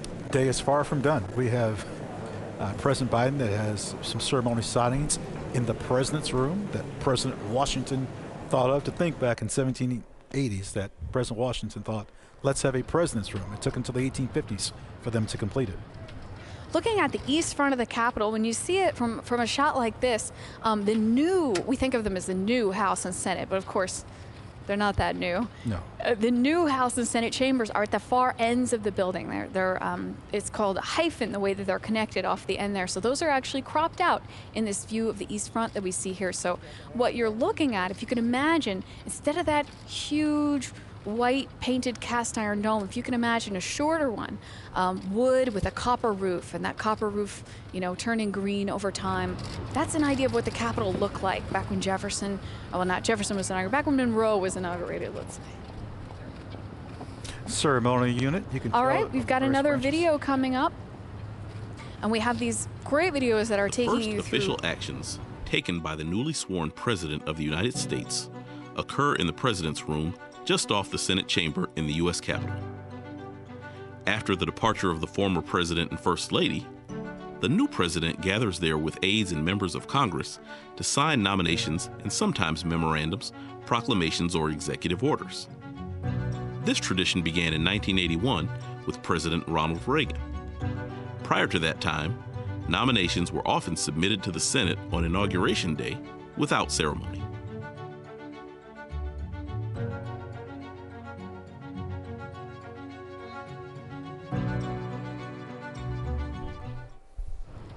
All right, I think members of the military cordon here, bayonets affixed. Heading back into the Capitol, you can see a fleet of cars there transporting all these folks. Of course, the ones with the flags on the front there, most likely vice presidential vehicles. The area that they're going towards is the Law Library. And then in that area is where Thomas Jefferson was first inaugurated, March 4th, 1801. And his second inauguration was in that room. Yeah, right there on the first floor of the Senate side. It's part of the oldest section of the building. Jen, I hope the people can see this pediment that's in this triangle, and it's Genius of America, and it used to be sandstone. About the triangular section above the door. Used to be sandstone, and it deteriorated, and they changed it to marble from Tate, Georgia. And so, friends, there was a part of this porch, if you will, that was extended out about 32 feet just before President Kennedy was inaugurated to give balance to the dome. Now you see people around there. That's something that's in the past that was allowed by the general public. I'm talking about the 1940s, 30s. It was just overwhelmed with people, and that's one of the reasons why we don't have inaugurations on the east side anymore. Yeah, we mentioned earlier there's a famous photo from Lincoln's inaugural where he's out here, and the crowd around him is so thick you can hardly pick out Lincoln except for his exceptional height. And in that photo with him actually is John Wilkes Booth, who attended Lincoln's inaugural that day and said, if I'd had my weapon, I could have had a shot at him. That's how close he was. That would be the last speech he would make. Now, speaking of Lincoln and the Civil War, flanking that door are figures of war and peace in those niches there on either side of the east front door. So again, the east front of the Capitol was the traditional front of the building. The Statue of Freedom on top faces this direction. Of course, you were just discussing the pediment, the sculpture that's there above the door. Of course, there's no part of the Capitol that's not ornate. And there is no back of the Capitol. There's an east front and there's a west front. True. And I think maybe we need to emphasize that today. So here, everything's happening on both fronts of the Capitol today. Here on the east front, we saw arrivals coming in earlier. We've got departures, the pass and review coming up. And as for the actual swearing in, over on the west front side. All three branches of government. This is shot inside the president's room, folks. Friends, look at these beautiful floors. These are English Minton tiles from Stoke-upon-Trent in England. They're $2.03 per tile. And what you're seeing, I love this camera view, is President Washington's cabinet. It looks like Henry Knox, Secretary of War in the corner there. I don't know if I can emphasize enough how unique this opportunity is for us to see this. I worked at the Capitol now for 12 years, and I've seen the inside of this room maybe half a dozen times. Ladies and gentlemen, stand by for a video on the signing ceremony. You want to see this. The first official actions taken by the newly sworn President of the United States occur in the President's room just off the Senate chamber in the U.S. Capitol. After the departure of the former President and First Lady, the new President gathers there with aides and members of Congress to sign nominations and sometimes memorandums, proclamations, or executive orders. This tradition began in 1981 with President Ronald Reagan. Prior to that time, nominations were often submitted to the Senate on Inauguration Day without ceremony.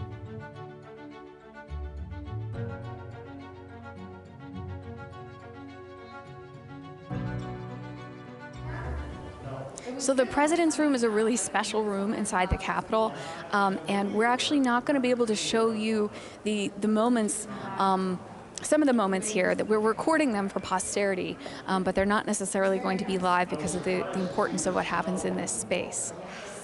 You mentioned importance. In 1964, Dr. Martin Luther King Jr., along with President Lyndon Baines. Janet, you mentioned the importance of this room. In 1964, Dr. Martin Luther King Jr. and President Lyndon Baines Johnson signed the Voting Rights Act. A little story with this. Quite a few years ago, there's a person that comes to me, and she wants to bring her daughter to see a video of the visitor center. And so she says, I just want to see that. I said, well, that's fine.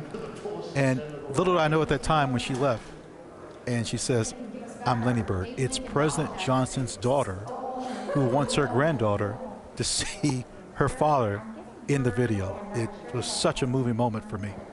So we're coming up on the signing ceremony here today, folks, and we have some video about that.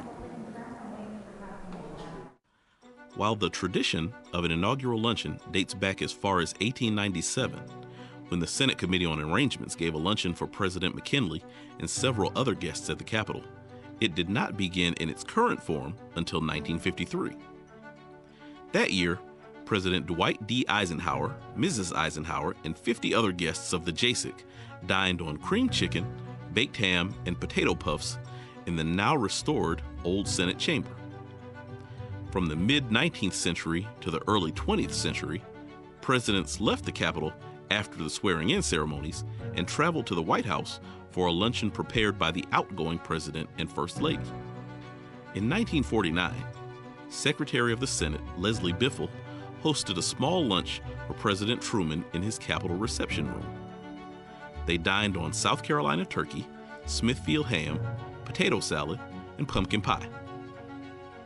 In 1953, the JASIC began its current tradition of hosting a luncheon for the president, vice president, and their spouses, Senate leaders, the JASIC members, and other invited guests.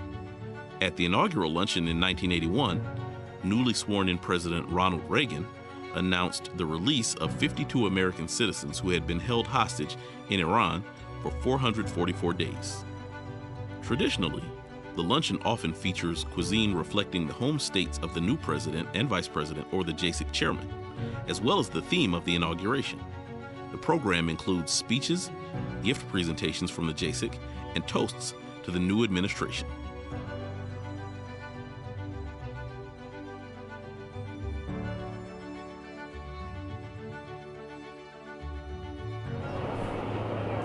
So this is the site of our broadcast today. This is the Russell Senate Office Building. And we discussed a little bit earlier how prior to the early 20th century, the members of Congress didn't have separate offices. They used their desks on the floor of the chambers, House, and Senate, or they used their private homes to store correspondence, research, and all of the paperwork that they deal with legislation. It took some time, but by 1909, we had a building that the senators work out of. And then it's renamed years later after Richard Russell from the state of Georgia. And we're located just outside of the beautiful Kennedy Caucus Room, named after John Fitzgerald Kennedy, Robert Francis Kennedy, and Edward Kennedy. Oh, look at our control room. Yeah, the Kennedy Caucus Room, normally the site of many wonderful ceremonies, but today it is our Mission Control Center. You can see right there our wonderful team putting together this live stream broadcast today. We've got, as we mentioned, we have cameras in a lot of places that other folks don't, so you can see all of our camera feeds up on the screen there. And this is a huge and beautiful room. It's so ornate. It's in the style of Versailles. Mm-hmm. Well, the windows are from France. Now, you could fit a tennis court and maybe half a basketball court here. I mentioned this earlier. There should be an opera performed here.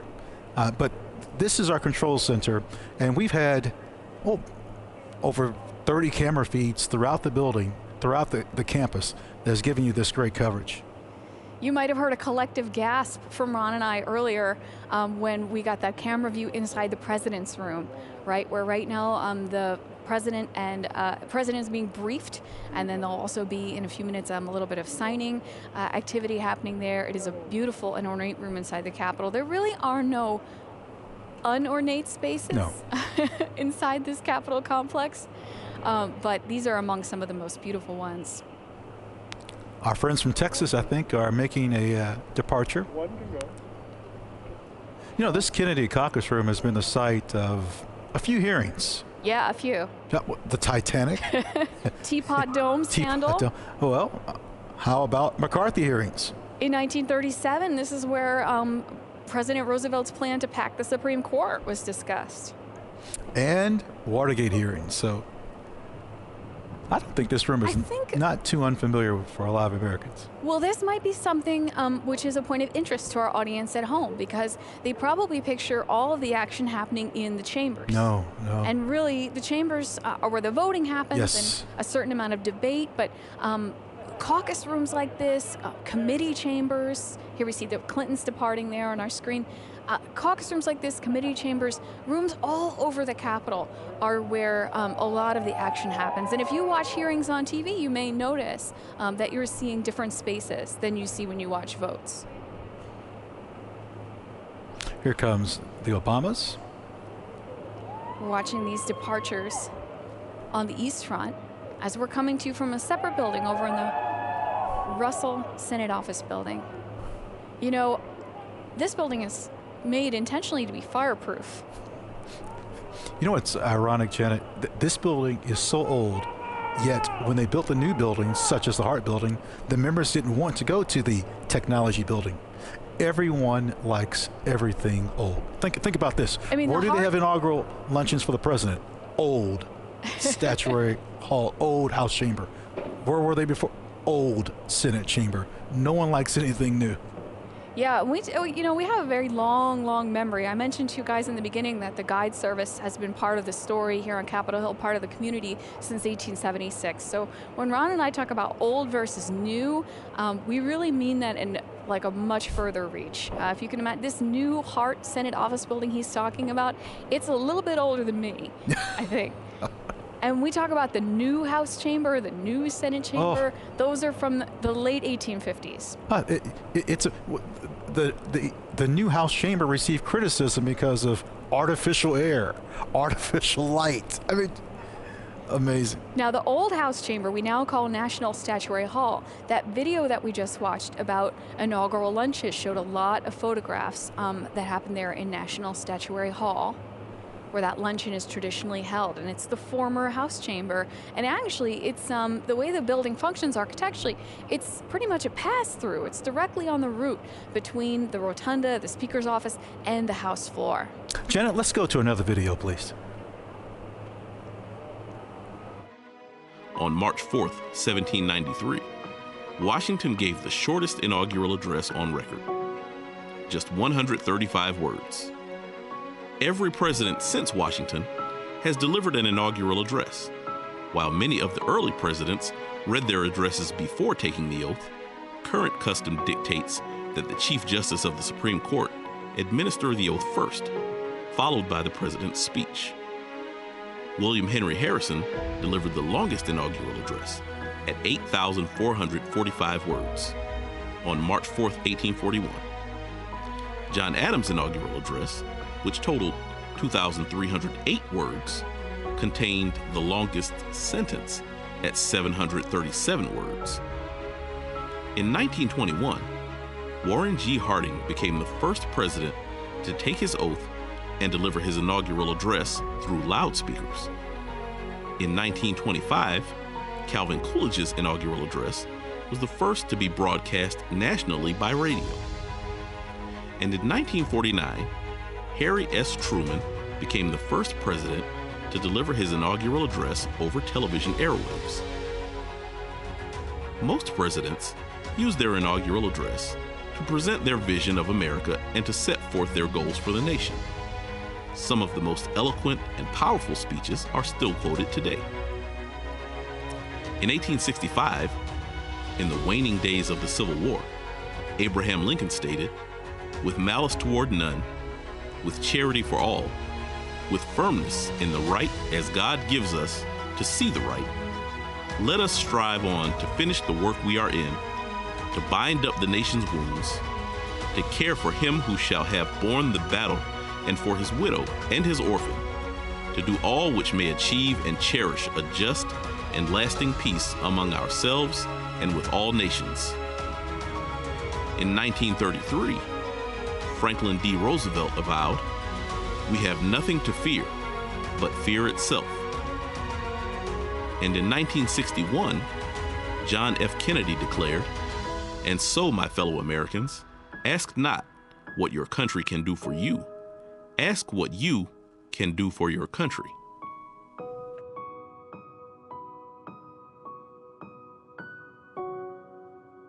Not only does this JSEC live stream have cameras in places no one else does to give us behind the scenes views, we also have cameras placed in some of the historic spaces so that Capitol tour guides like Ron and myself can give you almost kind of like a virtual tour of the Capitol. So here we are looking down at the rotunda. This rotunda floor, it's about 7,200 square feet, and the angle is giving you a view of a painting. Now, it's called a frieze, and the style is trompe-l'oeil. Yes, I don't speak French well.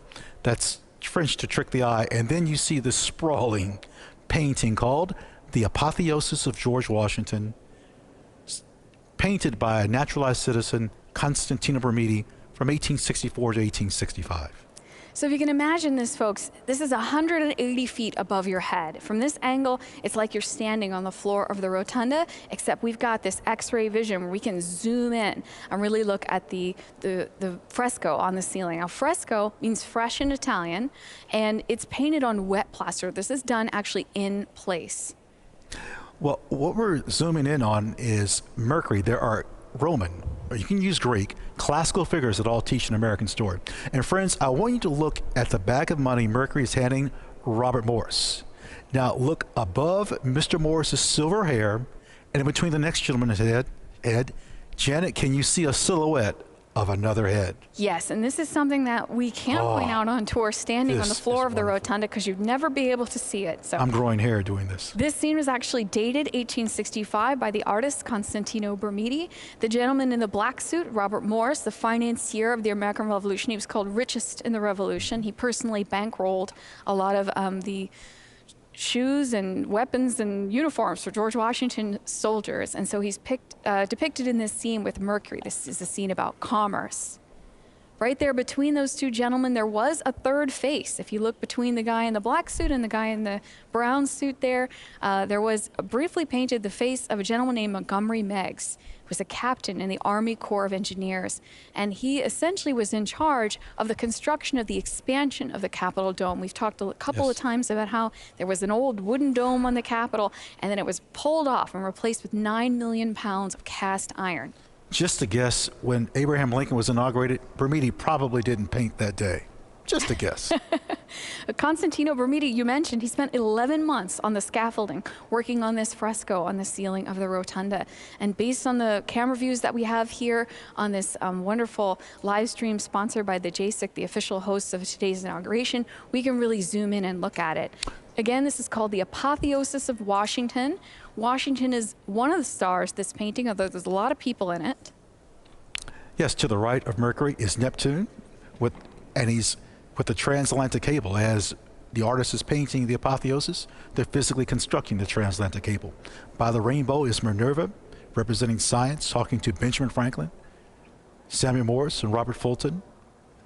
And if you can see at the top right at this point, we're going to rotate around so you guys can see these scenes around the edge. Coming to actually the bottom of your screen right now, you can see Neptune there with his trident, right? And wrapped around that scene with him, they're holding onto this thick black line, the transatlantic cable, which was being dragged across the bottom of the Atlantic while this fresco is being painted, while Bermidi, Constantino Bermidi, naturalized citizen, an Italian-American, an immigrant to this nation, painting this fresco on the ceiling of the rotunda. Bellona, the Roman goddess of war, well, first we got freedom. Science right there at the bottom, crossing over the bottom, Science, and Minerva down there. If you all can see, there's a rainbow coming down. See that stripe coming toward the edge? Right where that rainbow comes down is another guy in a black suit there who we may recognize. And folks at home, if you don't recognize Benjamin Franklin when you see him, it's about to get a lot more obscure than that. There's a statue of Benjamin Franklin here by Hiram Powers, sculpted in 1863. Please note that rainbow, you couldn't see it well in the 1950s and 60s because of such dirt and debris and soot. Yes, this painting was restored. And there's actually, if you look toward the center of the image, there's a ring of figures. And one edge of it is a little bit flattened. Right in the middle of that side, George Washington there with a pinkish lavender robe draped across his lap. And he's seated on a rainbow. You know, all the figures that we see in the apotheosis are also depicted throughout the Capitol complex in some manner, on a wall, a medallion. What is in the rotunda is often re-emphasized throughout the building. That's right. These artworks depict allegorical figures, people representing concepts like liberty and freedom, but they also represent real people. And so now we're looking at another fresco. This, again, is a painting on plaster, and this is called The Frieze of American History. This is a narrative wrapping around the rotunda. Started by Constantino Bermidi.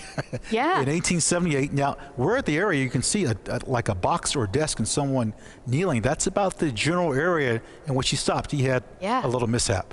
Constantino Bermidi, our artist of the Capitol, was up here on the scaffolding painting this fresco around the rotunda, and it will be just kind of off to the right, actually.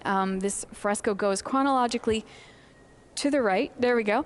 And so right here, this scene, there's kind of a box on the ground in it, right? This is a moment of transition. So what we got here is a moment where another artist takes over. His name, Filippo Constantini. Now, friends, there's a person in the middle. It's like he's wearing knickers. For you golfers, as if he was Payne Stewart, bless his soul. And maybe you can see that the left shoe, or sandal, if you will, looks different than the right. If you can't, look at the three indigenous people. See, they're painted a little larger and what? A different color. That marks where the second artist takes charge, Filippo Constantini. And he paints scenes that Bermidi had etched, but things don't exactly go quite according to plan. Yeah, this is something that, again, folks, if you were on tour with us in the Rotunda, we would be squinting to try and see this. So it's incredible that we have a camera to bring in on this. That guy in the center with holding his cloak in front of him, that's William Penn. And our man Constantino Bermidi, our artist of the Capitol, is up there on that scaffolding, and he was working on William Penn's foot at the moment that he slipped from the scaffolding and started plummeting toward the floor of the rotunda. Bermidi was not hurt. He was rescued by a number of people who were around, including one of our predecessors in the Capitol Guide Service. He was brought back down to the ground, and he declined to go back up that scaffolding, and that's when Congress brought in a second artist. So if you can see William Penn in the center, holding his cloak in front of him with one hand out to the side, one shoe has a buckle on William Penn and one doesn't. As a matter of fact, the second artist, Filippo Constantini, actually wrote his name under the three Native Americans, but it's next to impossible to see. So we continue these scenes, and we have, look at this, the colonization of New England. So glad that Reverend Beeman referenced the fact that this Capitol is built on land, land of Native Americans, and they are pictured, Native Americans are pictured in some of the artworks in the Capitol, but they appear a lot in this particular fresco. Here we have the colonial governor of Georgia, the first one, William Oglethorpe.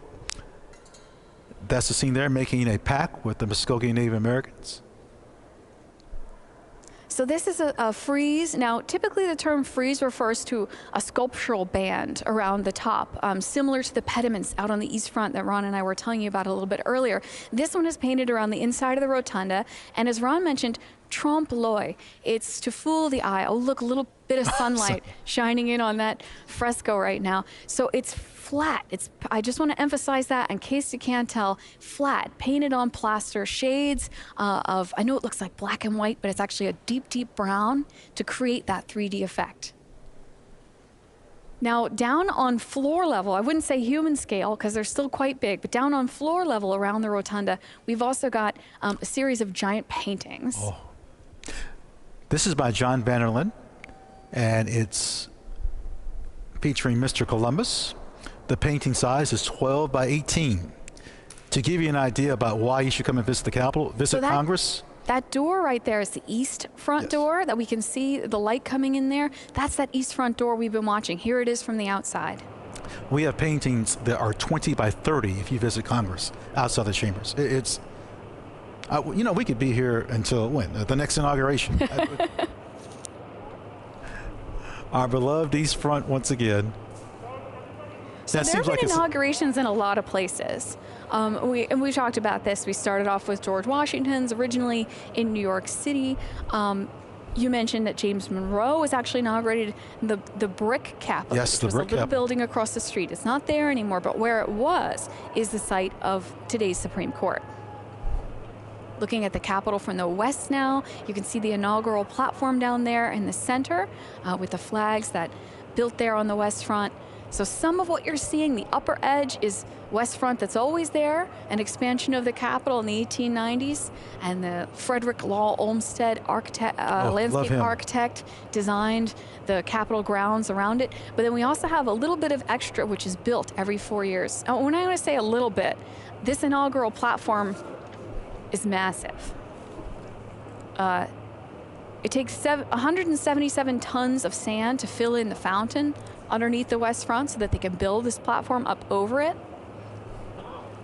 Now, Jenny, you mentioned platform and over it. At one point, there used to be a berm there, and Olmsted had it taken down, if you will, and they put in this terrace. Oh, look at the Senate side of the Capitol. We have a great view here inside this. We're camera positioned in the Senate connecting corridor, looking at the doors to the Senate chamber there. Now, again, folks, this is a unique view, and actually, if you were on tour with Ron or I, we would be discouraging you from photographing those doors yourself. Those Absolutely, Senate doors. I would. The yes, United of States course Capitol I Police would. ask us not to have people point their personal cameras straight at those doors there to the Senate chamber. So this is a view that you're getting that no one else has, and we get on almost no other day. That painting on the left is of Senator Robertson from Arkansas, and once again, our beautiful English Minton tiles. Just around the corner, just out of sight, there's a painting of Hattie Caraway, also from Arkansas, Yes. the first woman elected to the Senate. There were women who served in Congress in the early years after their husbands who were members or senators passed away. There was a tradition known as the widow's mandate. But it wasn't until Hattie Caraway elected to the Senate in her own right. We should mention, not far from Hattie Caraway, upstairs is a painting of Senator Margaret Chase Smith from the state of Maine. Yeah, we were talking earlier about how some of these artworks are given to Congress from individuals or groups. Some of the statues we've seen and some more that we'll see given by various states, but there are also artworks that are commissioned. And here on the Senate side, like we're looking at here, there's a collection of art which depicts some of these firsts. Now, friends, we need to be specific about this. We've talked a lot about presidents, but the vice president is the president of the Senate, and there's a bust of every vice president of the Capitol, with the exception of one, Mr. Gore's, which is, from what I hear, it's coming. It's on the way.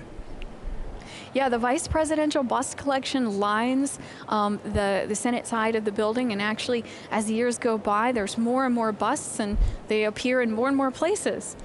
As a matter of fact, from this angle, not far, is Vice President Cheney's bust. It was dedicated in 2015. Ironically, it was dedicated in National Statuary Hall. What's National Statuary Hall? The old House Chamber. Because what? We like everything that is old.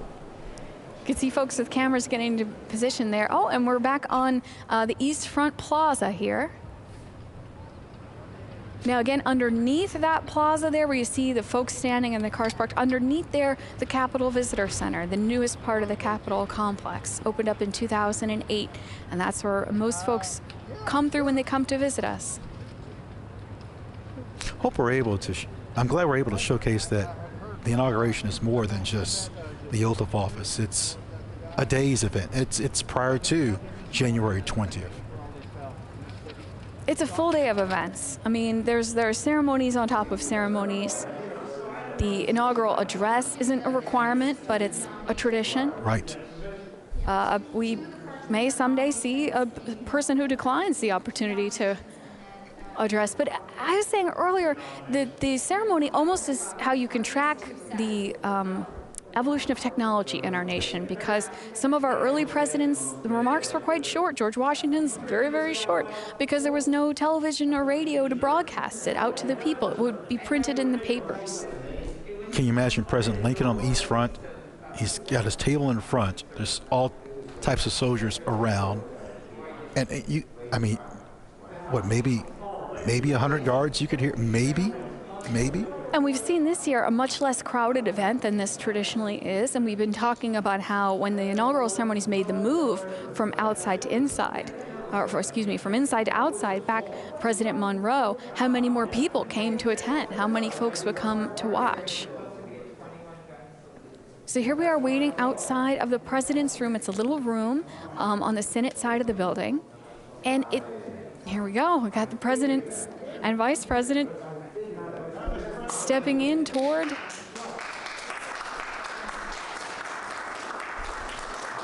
pause for applause. Here they are in the president's room. Now this, I will say, is also a tricky room to photograph, Yes. folks, because of those huge mirrors on either side. It is not a big space at all. Saw the fireplace there. I'm such a nerd. I think I know how many fireplaces are in the Capitol. So that's going to be a quiz for you right now, Janet. Trivia question for me. Ron How many is asking fireplaces? how many fireplaces I'm are going in to the give you three Capitol. choices. Okay. Okay, 120, 160, 144. 160. 144. Now, how many work? That's another issue. All right, here comes the signing, folks. Before we begin, Mr. President, after you're done signing the documents, when you're ready for the ceremony to end, if you would just give me a signal nod, I'll have press escorted out of the room. Once the press are on the stairs secured, we'll go ahead and be ready to move on to the Ohio clock corridor. Excuse me.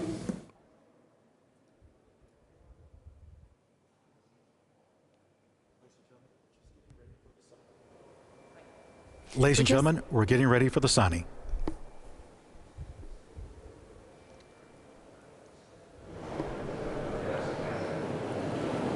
So we can see President Biden here preparing sign in the president's room. A small room on the Senate side of the Capitol. We have very exclusive access to see this today, the way that we're seeing this. There'll be some parts that we don't get to see, but they're being filmed for archival purposes, for posterity. Again, I want to go back. The reason why we have the president's room, Yeah. George Washington. He said the president should have a room where from time to time he can meet with Congress and sign bills, or not sign bills, but have interaction. Yeah, and it's another holdover from a different era, folks, when the term of our president and our Congress overlapped differently. So we tend to think of inaugurations happen in January, new Congress comes in January 3rd, right? But that's been different over the years. Oh, let's watch.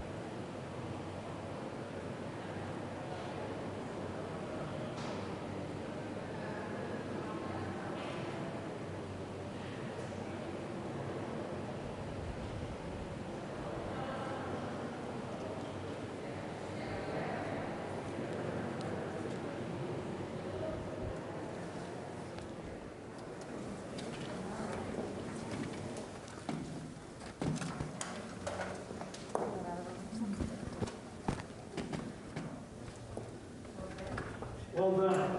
Well done, my very grateful sir. And just pardon you. That's your first name. I needed all the help I could get, Mr. President, for treating my bill short. All right. Good. Packages are ready to be on. So if you don't recognize them, folks, members of the Joint Congressional Committee on Inaugural Ceremonies gathered there. The JSIC gathered with President Biden and Vice President Harris in the president's room, the space that we're seeing here. Friends, when they leave this room, they're going towards the Ohio clock. Now, the Ohio clock has quite a bit. Friends, when the president and vice president leaves this room, they're going towards the Ohio clock. Now, the Ohio clock has... Why is it called the Ohio clock? Well, it's interesting. A senator from Connecticut, Senator David Daggett, asked a clockmaker from Philadelphia, Thomas Voigt, to complete it. He does in 1816, but Ohio came to the Union in 1803. I don't quite get it. It's a mystery, and no one knows the answer. This clock has come to be known as the Ohio clock. It stands in the Senate hallway, which we're going to be seeing the party passing through soon on their way to the rotunda for the presentation of gifts. We're just wrapping up the signing ceremony here. And so we're on the Senate side of the building in these hallways, which are beautifully decorated. Again, if we can call your attention to the floor for just a second. Oh. Minton tiles, they're an encaustic tile, which means that the way that they're glazed is a little bit different than the kind of tile we're used to in our kitchens and baths. They're made in Stoke-upon-Trent, England. They're custom made for the Capitol, hallways lined with these. Friends, don't just think that the members can walk on these tiles. You can. How? Visit Congress. Janet, I think the number one question that's asked of us, how do I visit Congress? If not the question within the top three. And depending on what part of the building you're in, you will likely walk on these tiles. They're not something that's just sacred for the members.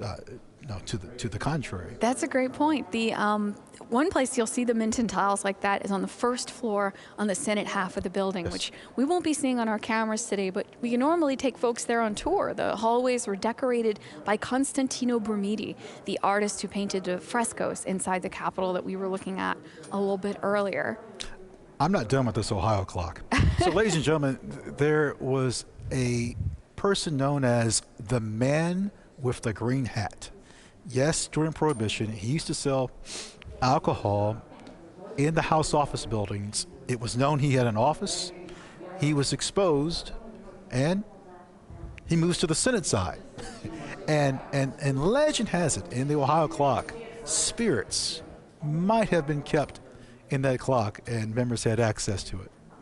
I mean, the period where alcohol sale, manufacture, distribution, except for medicinal purposes, the period when that was illegal in the United States was an interesting one here on Capitol Hill. And there are rumors all over of hidden compartments and various places where things must have been hidden. And they create this kind of mythology around this. And I got to say, there are plenty of mysteries. We don't know why the Ohio clock is called the Ohio clock, but there are plenty of tales of this secret compartment is where, you know, they hid the contraband during the Prohibition period. But I think a lot of them more likely are just quirks of the architecture, because as we've discussed, this is a building that's been built in so many different pieces, yes, and each piece added on to the next, right? And every space enduring these constant changes in what the space is being used for over the years. And what's interesting about this room, the president's room, is it really only has this purpose. Yes. What we're seeing happening in here today, this is essentially, and it's a very small space. I want to emphasize that, folks, because space is at a premium inside the Capitol, and there is no such thing as wasted space or empty offices. No. But this particular space is set aside for this special purpose of the president using it on Inauguration Day. And again, this dates to a time when our president's term and our Congress's terms would be running out March 3rd or 4th, and there would be kind of a race to sign last-minute legislation in that beautiful president's room. Looking down at the rotunda here. By the way, I think it's possible President Biden may not re-enter the president's room until either a State of the Union or, well, who knows in the future, but I wouldn't think he would be there maybe one or two more times. It doesn't get used a lot. That's what we're saying. And for us to be able to see this moment of President Biden and VP Harris in the president's room, they've just concluded the signing ceremony. Also stored in this room are some gifts Congress received. There are some ceremonial gifts, particularly from other nations. So we're looking down at the rotunda because what's happening here is people are starting to gather. The spouses of the dignitaries that we were just seeing in the signing room starting to gather in this space for the presentation of gifts, which is going to be happening soon. Typically occurs actually during the inaugural luncheon. This year, because things are a little bit different than past years, there is no inaugural luncheon, and so this is being sort of modified for happening in the rotunda. It's a 96-foot diameter, 108 windows in the rotunda. And can we tell in the center the discoloration? If you're thinking, was there a hole there? Yes, it was covered up. So the idea, the painting of George Washington glorified, you will look down through the hole or oculus to a statue of George Washington, the crypt, and then he would be with Mrs. Washington interred or reinterred, except much of that didn't happen. Right, that was a part of the design that didn't end up happening, but right there in the center of the rotunda where we see some camera equipment and things now, there was intended to be this statue of George Washington, and actually you can see the statue that was meant to go there. If you visit our friends at the Smithsonian American History Museum, they've got a Horatio Greenough statue of George Washington, an unusual view of Washington. We are not used to seeing him seated, wearing a classical Greco-Roman toga and sandals. No, we're not. And that was meant to sit right there in the middle of the rotunda. Now, there are some sculptures around the edge of the room.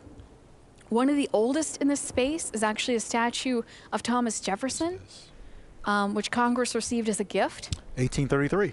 And it sort of was the moment when they started to realize they could commission sculptures. There was a lot of thought put into the architecture of the Capitol and the artworks that are adhered to it, especially after the fire in the War of 1812 when we were concerned about fireproofing everything. And so paintings, sculpture are a little bit easier to be vandalized. And so there was an early emphasis away from them and onto things like frescoes and friezes that we've seen. Now, the Ohio clock is on the right-hand side. They're coming past that area and other leadership offices. So again, this is a view of the exterior of the Senate chamber, doors there.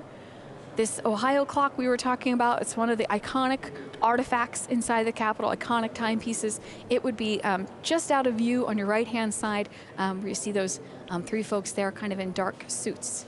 Now, just out of view on your left-hand side, portrait of the first woman in the Senate, Hattie Caraway, and that's also obviously where we anticipate seeing the president and vice president emerge in a few seconds. Ladies and gentlemen, I want you to picture this. In the old chamber, Vice Senator Breckinridge said, let's pick up our desk and move them into the new chamber. That's how they moved there. Yeah, so this is the door to the new Senate chamber. Yes. And again, when Ron and I talk old and new, we're talking the difference between about 1810 and about 1859. So new would be 1859. And so in there, behind those wooden doors, is where the Senate currently meets, using desks that came from their original chamber. You know, I wish I'll do it. So, Senate visitation and House visitation. Oh, do you have to be a certain age to visit the Senate? So I will say that the House and Senate sessions are always open to the public. Yes, anybody can come and watch. You can get a pass from your member, your representative, or your senator, and sit in and watch in the galleries. But there are certain rules in the galleries about photography and applause and things like that. And Ron is alluding to... You better be 6 years of age and older to visit the Senate. There's such a place called the Children's Room, where my colleagues have put me in timeout many a time there. And it's not far from that camera angle just gave you. Oh, what a view here. We see elements of all four branches, if I'm not mistaken, for review. And again, I mentioned this earlier. I had served in the 82nd Airborne Division for quite some time. And here they're coming out. Here they go. They'll be passing by Leader McConnell's office. I thought it was a Marriott. Now, once again, folks, you see the Capitol Police Officer in uniform. The gentleman in the brown coat is United States Capitol Police Officer Eugene O. Goodman, who is serving as the acting Deputy Senate Sergeant at Arms for the day. Speaker Pelosi just went by there. I didn't notice her without. Cream-colored dress. She took off the turquoise coat we saw her in earlier. Senator Schumer and Blunt going by us there. And so as they've passed us now in this corridor, they're about to pass by McConnell's office. Janet, notice the floors have changed. Fabulous view here of what's called the small Senate rotunda. So just off the rotunda, a small area there with the columns. It's actually an air shaft. If you were to look over that railing, you'd see down to the first floor of the Capitol, and it used to distribute light and air in the days before air conditioning and light bulbs and all the stuff that we have now. Goes the House Sergeant of Arms, Senate Sergeant of Arms. And our acting Deputy Senate Sergeant at Arms there in the light brown coat, that's Eugene Goodman, U.S. Capitol Police Officer. Folks, you may have seen some photos, video of him recently. I mentioned the floors. Those are mosaics, which if you visit the Library of Congress, you'll see in abundance. It's the only area that we have mosaics in the Capitol. Look how President Jackson is dominating that room right now. Look at that posture on the right-hand side. So these statues, again, are from the National Statuary Hall collection. Every state gets to send 2. There's VP Harris and Doug Emhoff, her husband, heading into the rotunda. And Dr. Jill Biden and President Biden heading into the rotunda. Surrounded by a phalanx here, including other dignitaries, as we discussed, sergeants at arms. And remember, this is a scaled back. Yes, this is a scaled back operation. Remember, this is fewer people than we would normally see at inauguration. So another incredible feature of this broadcast is that we have clear views of these folks that aren't too crowded. This is incredible. I'm blown away. As we look down in this direction, that's the door of the Senate at the very end of the hall, that wooden door with the rounded top that you see on it there. And again, if you were on tour with us, I would be asking you to please not point your camera at that door, because the United States Capitol Police like to keep that area secure. You can see some Capitol Police officers here flanking this north door into the rotunda. So the president entering the rotunda now.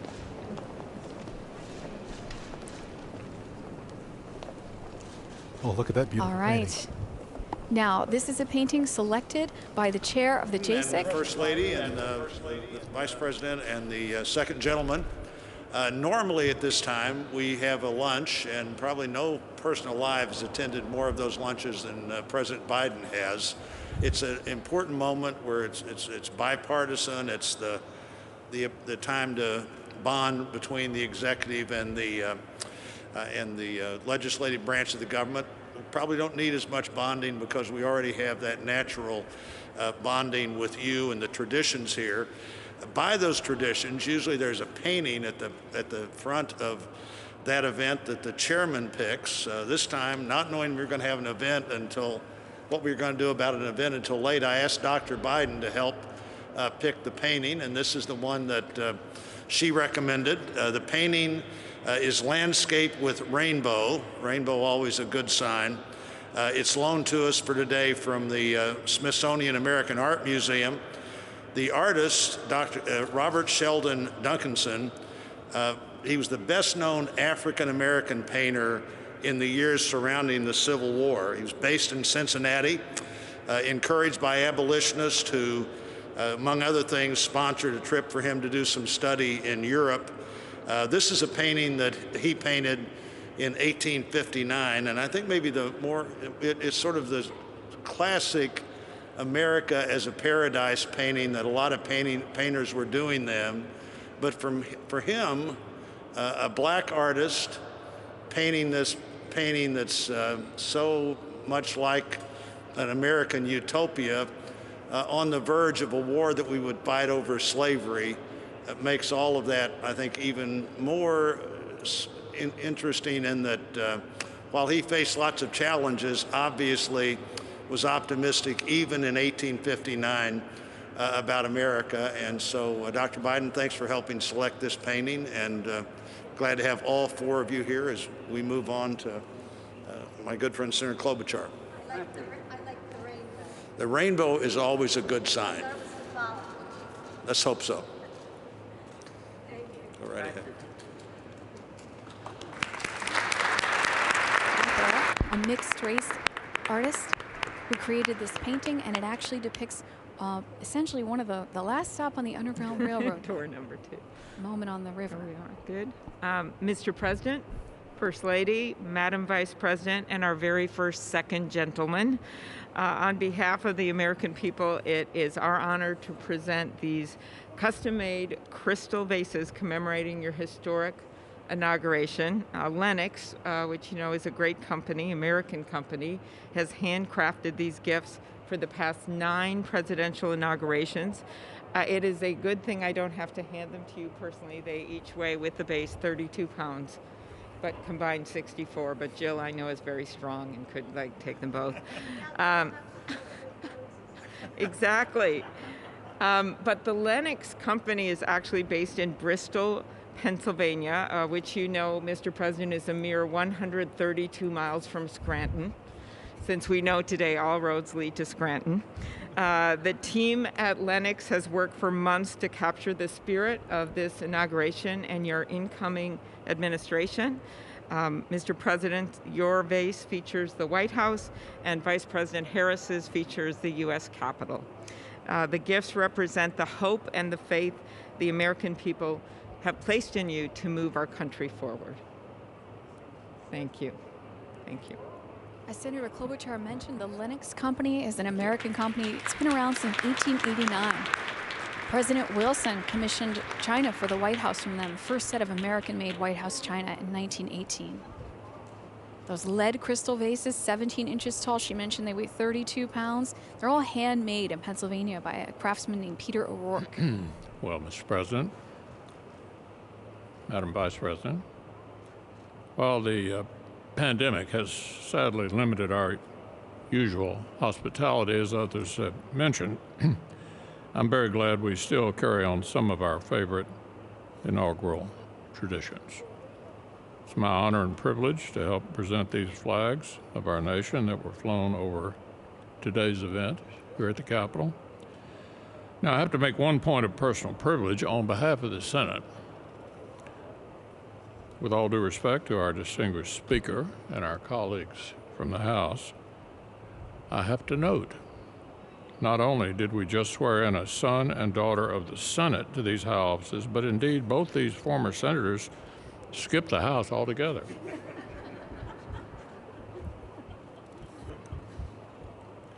The Star-Spangled Banner is our greatest symbol of our endurance of the American idea. It flies over this building on triumphant days and on tragic ones, over all factions and all parties. And today this flag flew over our former colleague's inauguration as the very first female Vice President of the United States. So to our very distinguished former colleague, Madam Vice President, please accept this flag with the highest compliments and congratulations of the United States Senate. Senator McConnell here presenting flags that have flown over the Capitol today during the 59th inaugural ceremonies. Speaker Pelosi, let's listen. The distinguished leader of the Senate pointed out that he has hosted this lunch for members of the Senate who have become president and vice president. But I have the privilege of giving the flag to the President of the United States, the flag that was flown when you were sworn in, Mr. President. This flag may it reflect all that is said about your inauguration. America united. May it be a symbol of the hope, the healing, and the just all of the enthusiasm that you have for our country. And as we heard the beautiful national anthem, when we're at the stadium and they say, is our flag still there? Then you say, play ball, right there, play ball. So we're going to get ready to play ball. We're ready to go with the inspiration of our flag flying. But again, on behalf of the House of Representatives, it is my privilege to extend to you the flag that was flown the early moment that you were sworn in as President of the United States. Thank you, Mr. President. Thank you, Dr. Biden. Thank you. If we had the lunch, we would have had California wine. Is that not right? Madam Vice President? That is correct. Mr. Emhoff, congratulations. With liberty and justice for all. Thank you.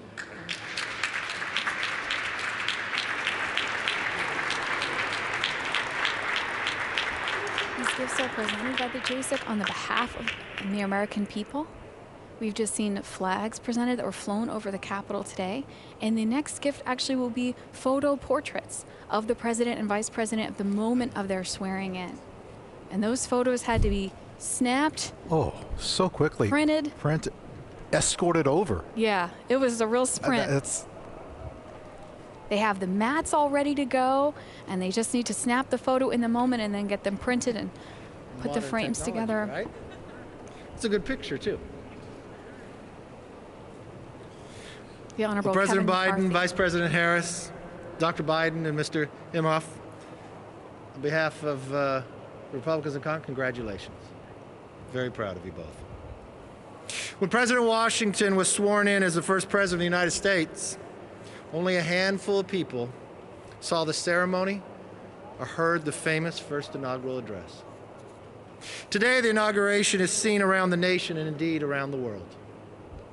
Yet the task facing the nation is no less momentous than it was in Washington's time.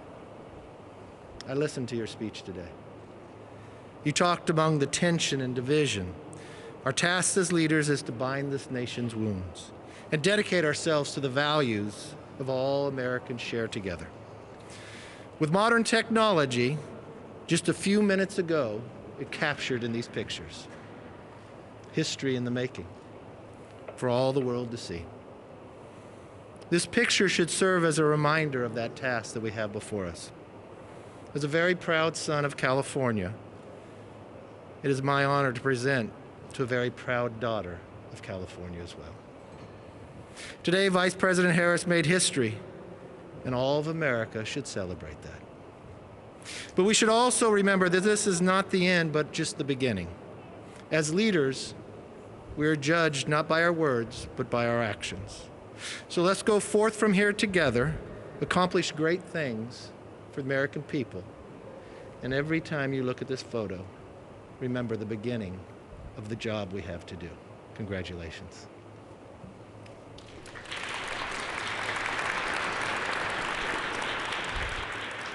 Madam Vice President, Mr. Imhoff, Dr. Biden, Mr. President. No, Joe, you're Mr. President. And we are so proud of that. Dr. Biden, he makes you call him Mr. President? Marriage is about to get rocky, I can tell. On behalf of the Joint Congressional Committee on the Inaugural Ceremonies, I too am proud. More than that, I'm ecstatic to present the two of you this picture. A testament to technology and a testament to history. Mr. President, in your speech, you talked about faith. You talked about tribulations, but you talked about victory. The Johnson brothers wrote a great hymn. You know it well, Mr. President. Today, we have a new day. And that hymn came out of faith and out of deep trouble into hope. And they said, facing the rising sun of our new day begun, let us march on till victory's won. That's what your speech was about. And that's why we are so proud and ready to march with you, President Biden. God bless.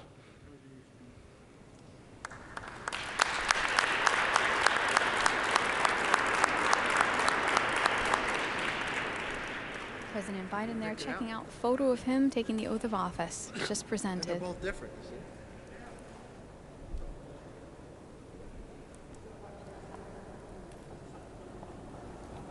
Dr. King's bust in the background this past Monday, celebration of his holiday. That bust of Dr. King was commissioned by Congress in 1986. It's been on that spot since 1989 in the rotunda. They're on the east side of the rotunda now. They're going to step through these east doors into the vestibule. See a statue of President Eisenhower there, given to us by the state of Kansas. Now, friends, you might have been wondering, wait a minute, didn't I see President Clinton, Bush, Obama leave? Yes, to Arlington Cemetery. They're still working. They're placing a wreath at the 2 million ounce soldier. So that's what was going on when they left. And then we had the ceremony here. There's President Dwight Eisenhower. Dwight David Eisenhower changed his name. Representing Kansas, a new memorial to him was dedicated this past, last May. Yes, the newest memorial in the National Mall is the Eisenhower Memorial. And again, these statues, some of the statues are seeing part of this National Statuary Hall collection. Every state gets 2. This collection was started in 1864. And there are 2 from each one of the 50 states. Only 6 states so far have given statues of presidents of the United States. And so those statues are in the rotunda. Looking out of the east front steps now, preparing for the pass in review is going to be coming up soon. You can see the military cordon down both sides of the east front stairs. Figures of war and peace in the niches on either side of the door. We have a little bit of a better view of the figure of peace there. On our left, you can see her. Classical drapery just at the top of the column of military personnel on your left-hand side of the screen. I mentioned earlier about everyone liking everything old. Look at the old light fixtures. Those were just made to look like that just very recently, within the last 3 to 4 years. And a lot of elements that are exposed to the elements like that, like light fixtures and these sculptures on the exterior, a lot of times these are facsimiles because the original ones are being held somewhere where they can be preserved for future generations. We haven't mentioned the architect of the Capitol, Mr. Blanton, who's the architect, but just the staff. What a tremendous job they do. From inside working to outside and all this that they have to do. It's quite a task. Oh, you can see it's called a busby, that tall furry hat on the military there. Notice the band. Notice.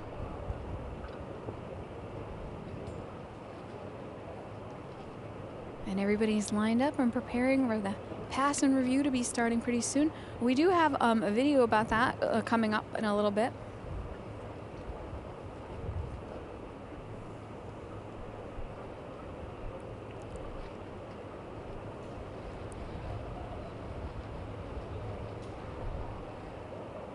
There's an old trolley stand there. Oh, we've got some look at that. Historic uniforms there. We've got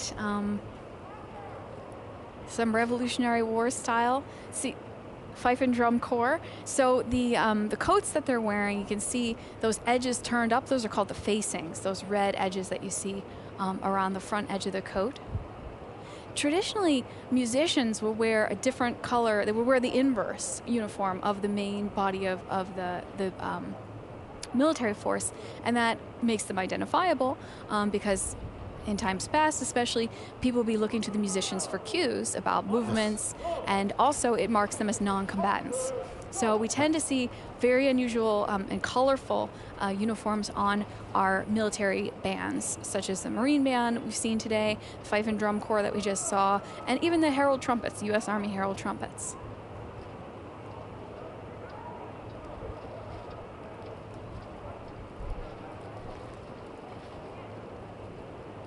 Great view of the east front stairs here, waiting for President and Vice President to come out and review the troops. I think if you're a certain age, you might think of this area, perhaps at a certain age, President Kennedy's inauguration, perhaps, depending on, again, the age, you think of Blackjack Pershing and his line in state. Now, I know what you think, well, maybe perhaps your grandparents can remember their parents and the imagery and the newspaper coverage. Yeah, lying in state and lying in honor ceremonies that have traditionally happened in the rotunda of the Capitol. This past summer, they had to do something a little bit different for Congressman John Lewis, where they actually put his casket kind of right out there in front of that east front door in order for people to file by on the outside. The lying in honor ceremony happened for the first time in 1998. Two Capitol police officers. Also J.J. Chestnut and John Gibson. And in 2005, there was a lying in honor for Rosa Parks. And earlier this year, Justice Ginsburg. There also was a lying in honor for Reverend Billy Graham in years past. And then lying in state is something we tend to associate with presidents, but it's happened for a lot of people, as you mentioned a second ago. General Pershing. Unknown soldiers. Members of the House, Senate. Well, who was, Henry Clay. Yeah, he laid in state in the rotunda. He's the first. And then a few years later, when Lincoln was assassinated, that kind of cemented that tradition that we expect that to happen. And again, speaking of Lincoln, we're looking at the east front steps where Lincoln was inaugurated. We actually have on display down in the Capitol Visitor Center a table. It's stunning. Yeah, so we have the table that Lincoln placed his notes on for his second inaugural address. And it's made from pieces of cast iron from the dome. So the cast iron, 9 million pounds of iron that makes up the dome of the Capitol. Since it's produced in pieces, there are multiples made, and if you've ever made anything using a mold yourself, you know sometimes they don't all come out perfectly even, so there was a pile of extra pieces and cast-offs, and the workmen working on the Capitol dome during the Civil War went through that pile of cast-offs, put together a balustrade column for the center as a pedestal for the table, some of the decorative elements for the outside to come down and make feet for it, and then they put a smooth top on it, presented to President Lincoln for his inauguration. I think it's wonderful that American artists and artists from Italy that painted in the Capitol would often use workers in their artwork. The workers here, I love that. Well, we even know that Constantino Brumidi, who painted that fresco inside the Capitol dome, used some of the iron workers for his models. Charles Thomas, the superintendent, the foreman. Particularly for the scene of mechanics that has Vulcan at an anvil and forge, and he needed people to kind of stand in as models to represent the workers in that forge. Remember today's inaugural theme: forging a more perfect union, determined democracy. Looking at the east front here, backed out a little bit so that you can see a little bit of the historic Capitol on either side of the stairs. Friends, if you were to come to Washington and walk around the Capitol, even in the evening, when it's dark, the building will teach you something. You will learn something. You'll pass a member of Congress at night and not know it. And you'll go by 20 yards later and someone will say, wasn't that so-and-so that just walked past? I believe so. Oh, here they come for the reviewing of troops. Now, I was just going to say, Calvin Coolidge's inauguration, the first one to be broadcast by radio, 1925. And the first one for TV, Truman, 1949. The cables for people to watch it in the Midwest had literally just been installed a few weeks before. Folks on the West Coast still couldn't watch Truman's inauguration.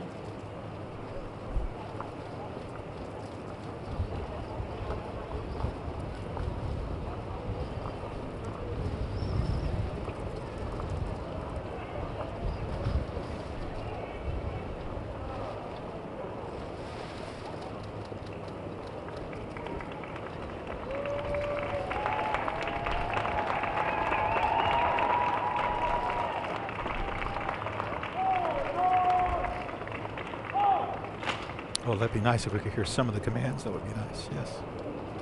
We can hear the applause. I know those two words, forward march. I think I've uttered that a time or two. Let's listen and watch.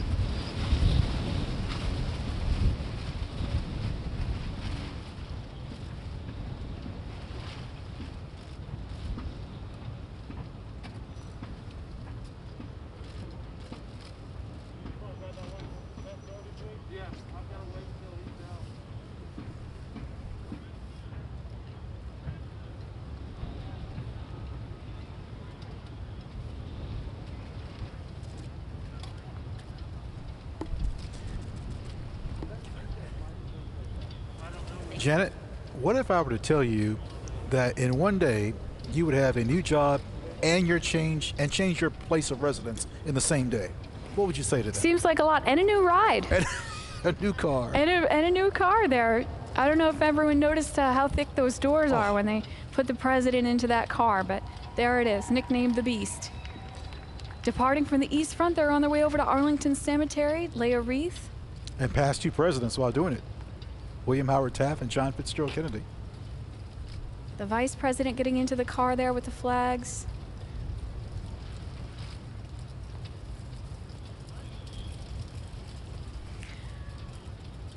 You know, Chairman Blunt, the JSEC, announcing this inaugural, 59th inaugural, spoke about this event, commonplace and miraculous, and how this stands as an assurance to all people of our continued, unbroken commitment to continuity, stability, perseverance, and democracy. We have a statue in the Visitor Center of Frederick Douglass. Yes. And on the base of it, a quote from one of his addresses: "If there is no struggle, there is no progress." This year's inaugural theme, selected by the JSEC, our determined democracy, forging a more perfect union. I would say a prolific display of that today. As we see the vice president and the president loading into the limousines, preparing to depart here on the east front of the Capitol, following the pass and review of troops. Family members headed back as well.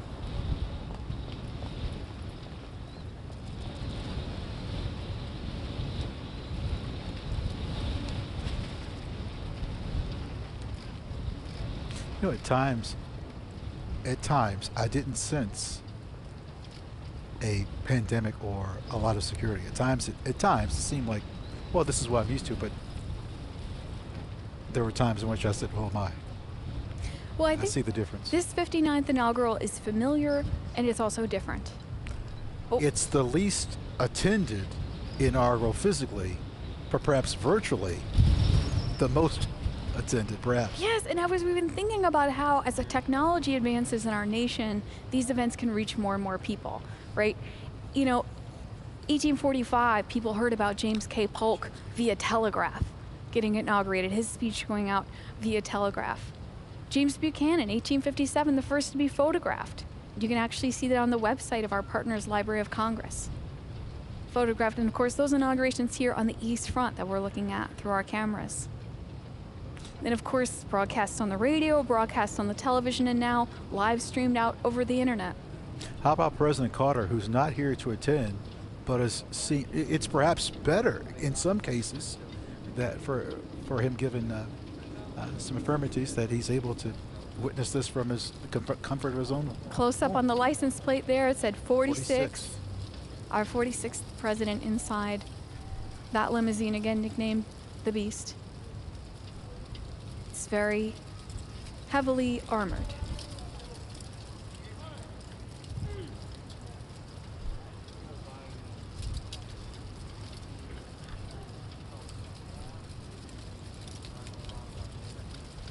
You know, McKinley's was the first inaugural to be filmed with sound recording, 1897. And if you can imagine, we've talked about how in the early years with Washington and Lincoln, people straining to hear the president's remarks, you know, and the sound amplification for the crowd doesn't happen until 1921. But in 1897, people were able to listen to the sound recording. But yet we hear about the good old days. Yeah, in 1949, Truman, where folks on the West Coast couldn't see it because the television cables weren't installed yet. One of those skylights there, that's the top of the Capitol Visitor Center. Gorgeous view. As we see the vice president's car going by there. Sorry, that's president's car going by there. Departing now for Arlington Cemetery. Here on the East Front Plaza, right above the Capitol Visitor Center. That big glass skylight you see there, the water feature around it, black granite from Clovis, California. These flagstones, the pavers that the cars are going over from South Dakota and Minnesota. stones selected. There are 17 different states represented in the stones of the Capitol. I was just guessing among, just as you were talking, I think there's probably 8 to 10, 17? 17 different states represented. I learned something today. Absolutely. There's some stone from Kentucky on the borders of the rotunda.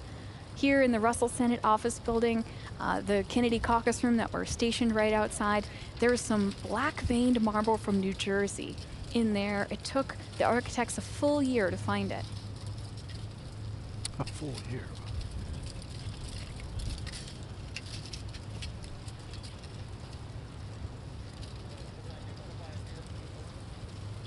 So throughout the day, we've been able to show you several videos showcasing history and traditions of inaugural ceremonies, and we do have one to close out today as we watch the departure here on the east front of the president and the vice president.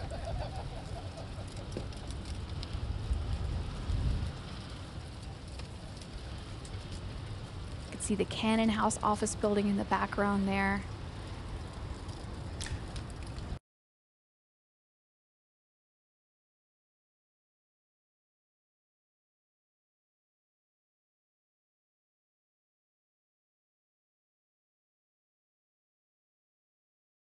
Houses where the members of Congress would live, because again, like the technology enabling us to watch and listen to this inauguration, the technology for members to travel has improved dramatically. The Senate has collected oral histories, and the members say the biggest change was jet travel. You mentioned technology for technology for travel. The House and Senate schedule used to be based upon the growing season. Members would leave for months because they were planters. Yeah, and the So traditional August recess that Congress takes is based around that agricultural calendar and also the unpredictable Washington, D.C. weather, if you can believe it. Today we've seen clouds, we've seen sunshine, we've seen high winds, we've seen snow flurries. A little bit of all three happening right now, it looks like. As we see the motorcade depart from the east front of the Capitol. Cannon House office building there with the crane at the top right.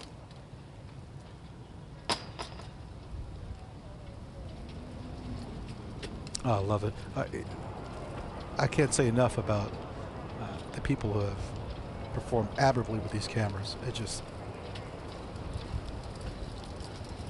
Yeah, so we see the cordon coming down off the east front steps here, and we have one last video to explore history and traditions of inaugurations.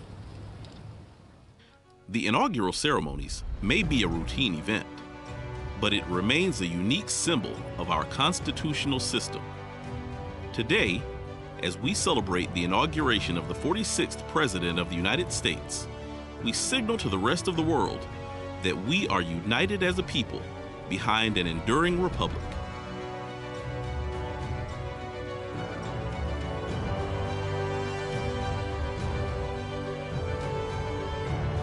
On behalf of the Joint Congressional Committee on Inaugural Ceremonies, thank you for joining us today for the 59th inaugural ceremonies. It's been a historic day. We hope to see you all back at the Capitol soon to take a tour with us or watch a session of Congress or attend one of the events. This has been our privilege. Thank you to the camera crew. Thank you to Beth Flemons of the Capitol Visitor Center, to Capitol Police. I can't say enough about what dignity and order that we saw today. I'm most proud. Thank you all for watching, and thank you to the Joint Congressional Committee for giving us the opportunity to be on this live stream with you all today. Everyone, enjoy the rest of your day. Thank you for joining us.